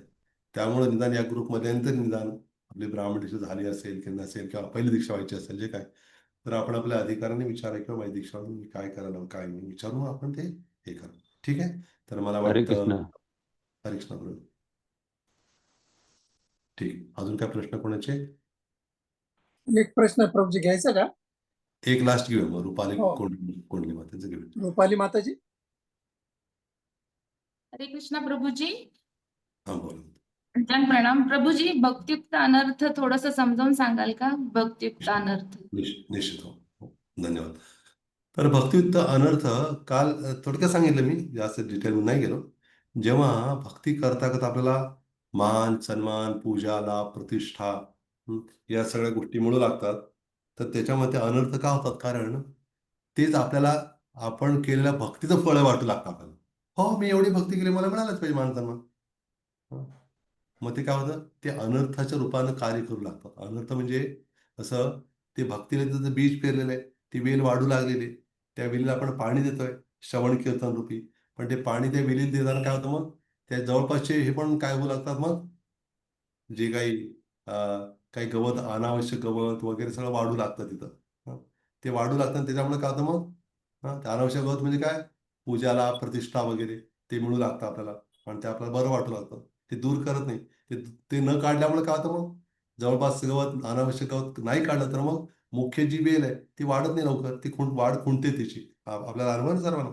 तर त्यामुळं ते भक्तीतले अनर्थ म्हणजे हे आहे. लक्षात आलं? ठीक आहे. मला वाटतं थांबू या ठिकाणी. खूप धन्यवाद सर्वांचे. आणि उद्या आणि परवा 2च दिवस आहेत. तर मला वाटतं की 3 दिवस आपण एवढं सहन केलेलं आहेच आहे. तर अजून 2 दिवस सहन करा मला थोडं. कारण मी चाललोय परवाच गुरु महाराजांकडं. आता निर्जला एकादशी आहे माहिती आहे ना 7 तारखेला. करताय निर्जला एकादशी सर्वजण? 64 माळा जप करा सर्वजण. प्रयत्न करा. आपण प्रयत्न करूया. तर गुरुमाय सानिध्यामध्ये जप म्हणजे दिवस 1-2 दिवस तरी जाईल. तर धन्यवाद सर्वांचे. हा विषय अवघड आहे आणि खरं तर बऱ्याच वेळा काय होतं माधुरी कादंबरी म्हटल्यावर निदान कसं करतात त्यातलं फक्त श्रद्धा ते प्रेम डायरेक्टच घेतात त्यातलं हे एकदम भक्तियुक्त अनर्थ हे सगळं घेत नाहीत. आधी आम्ही केलं होतं पंढरपूर वगैरे श्रद्धा ते प्रेम त्यातलं तेवढंच घेतात माधुरी कादंबरीचा हा भाग म्हणून. पण मी असं ठरवलं किंवा म्हणून 1-2 दिवसाचं मी केलं असं 2-3 दिवसात, पण मी 5 दिवस रसिक शिरोमणी पुराण म्हटले 5 दिवसाचं बरं होईल. पण आता लक्षात 5 दिवस होतच कमी पडतायत. पण पुढं ग्रंथच उघडून बसलो आपण. तर तसं पाहिलं तर जसं आता वंशोधन ठाकूर प्रभू म्हटले ना की हे आपण नुसतं टच करतो याला, कारण आता निदान या निमित्तानं तरी होईना आपल्याला माधुरी कादंबरी काय हे तरी कळेल असं माझं एक डोक्यात होतं. म्हणून स्लाइड शो पण हे केले. स्लाइड शो असल्यामुळे बरं झालं की मला त्याला तेवढंच मी टच करू शकतो. स्लाइड शो जर नसतं तर तेच घेऊन बसलो असतो तर 5 दिवस पुरले नसते कदाचित असं झालं असतं. आणि मी रसिक शिरोमणी बोललोय की सप्टेंबर प्रभूजी म्हटले की सप्टेंबर किंवा ऑक्टोबरमध्ये नेक्स्ट जे सेशन असणार आहे तर ते मी माझी इच्छा होती त्यांना म्हटलं पण जे चतुश्लोकी भागवत माहिती आहे ना आपला चतुश्लोकी भागवत जे दुसऱ्या स्कंदामधील आहे भागवताच्या 9व्या अध्यायामध्ये तर ते घ्यायचा विचार आहे. त्याला 3 दिवस 4 वटेवर जे काय असेल त्याचे पण स्लाइड्स करून हे करेल. तर ते फार इंटरेस्टिंग विषय आहे. तर आपल्या सर्वांच्या आशीर्वादानं अनुमतीनं ते आपण करू. ठीक आहे. हरे कृष्ण. हरे कृष्ण. धन्यवाद प्रभूजी. फार सुंदर धन्यवाद. विचार दिला. सगळ्यांच्या वतीने आपले आभार मानतो. कृष्ण प्रभूजी दंडवत प्रणाम. धन्यवाद. हरे कृष्ण. दंडवत प्रणाम. हरे कृष्ण. श्रील प्रभुपाद की जय. उद्या भेटूया आपण परत. येस प्रभूजी. हरे कृष्ण. दंडवत प्रणाम. हरे कृष्ण प्रभूजी दंडवत प्रणाम. हरे कृष्ण प्रभूजी दंडवत प्रणाम. हरे कृष्ण प्रभूजी दंडवत प्रणाम. दंडवत प्रणाम. हरे कृष्ण प्रभूजी दंडवत प्रणाम. हरे कृष्ण प्रभूजी दंडवत प्रणाम. हरे कृष्ण प्रभूजी दंडवत प्रणाम. हरे कृष्ण प्रभू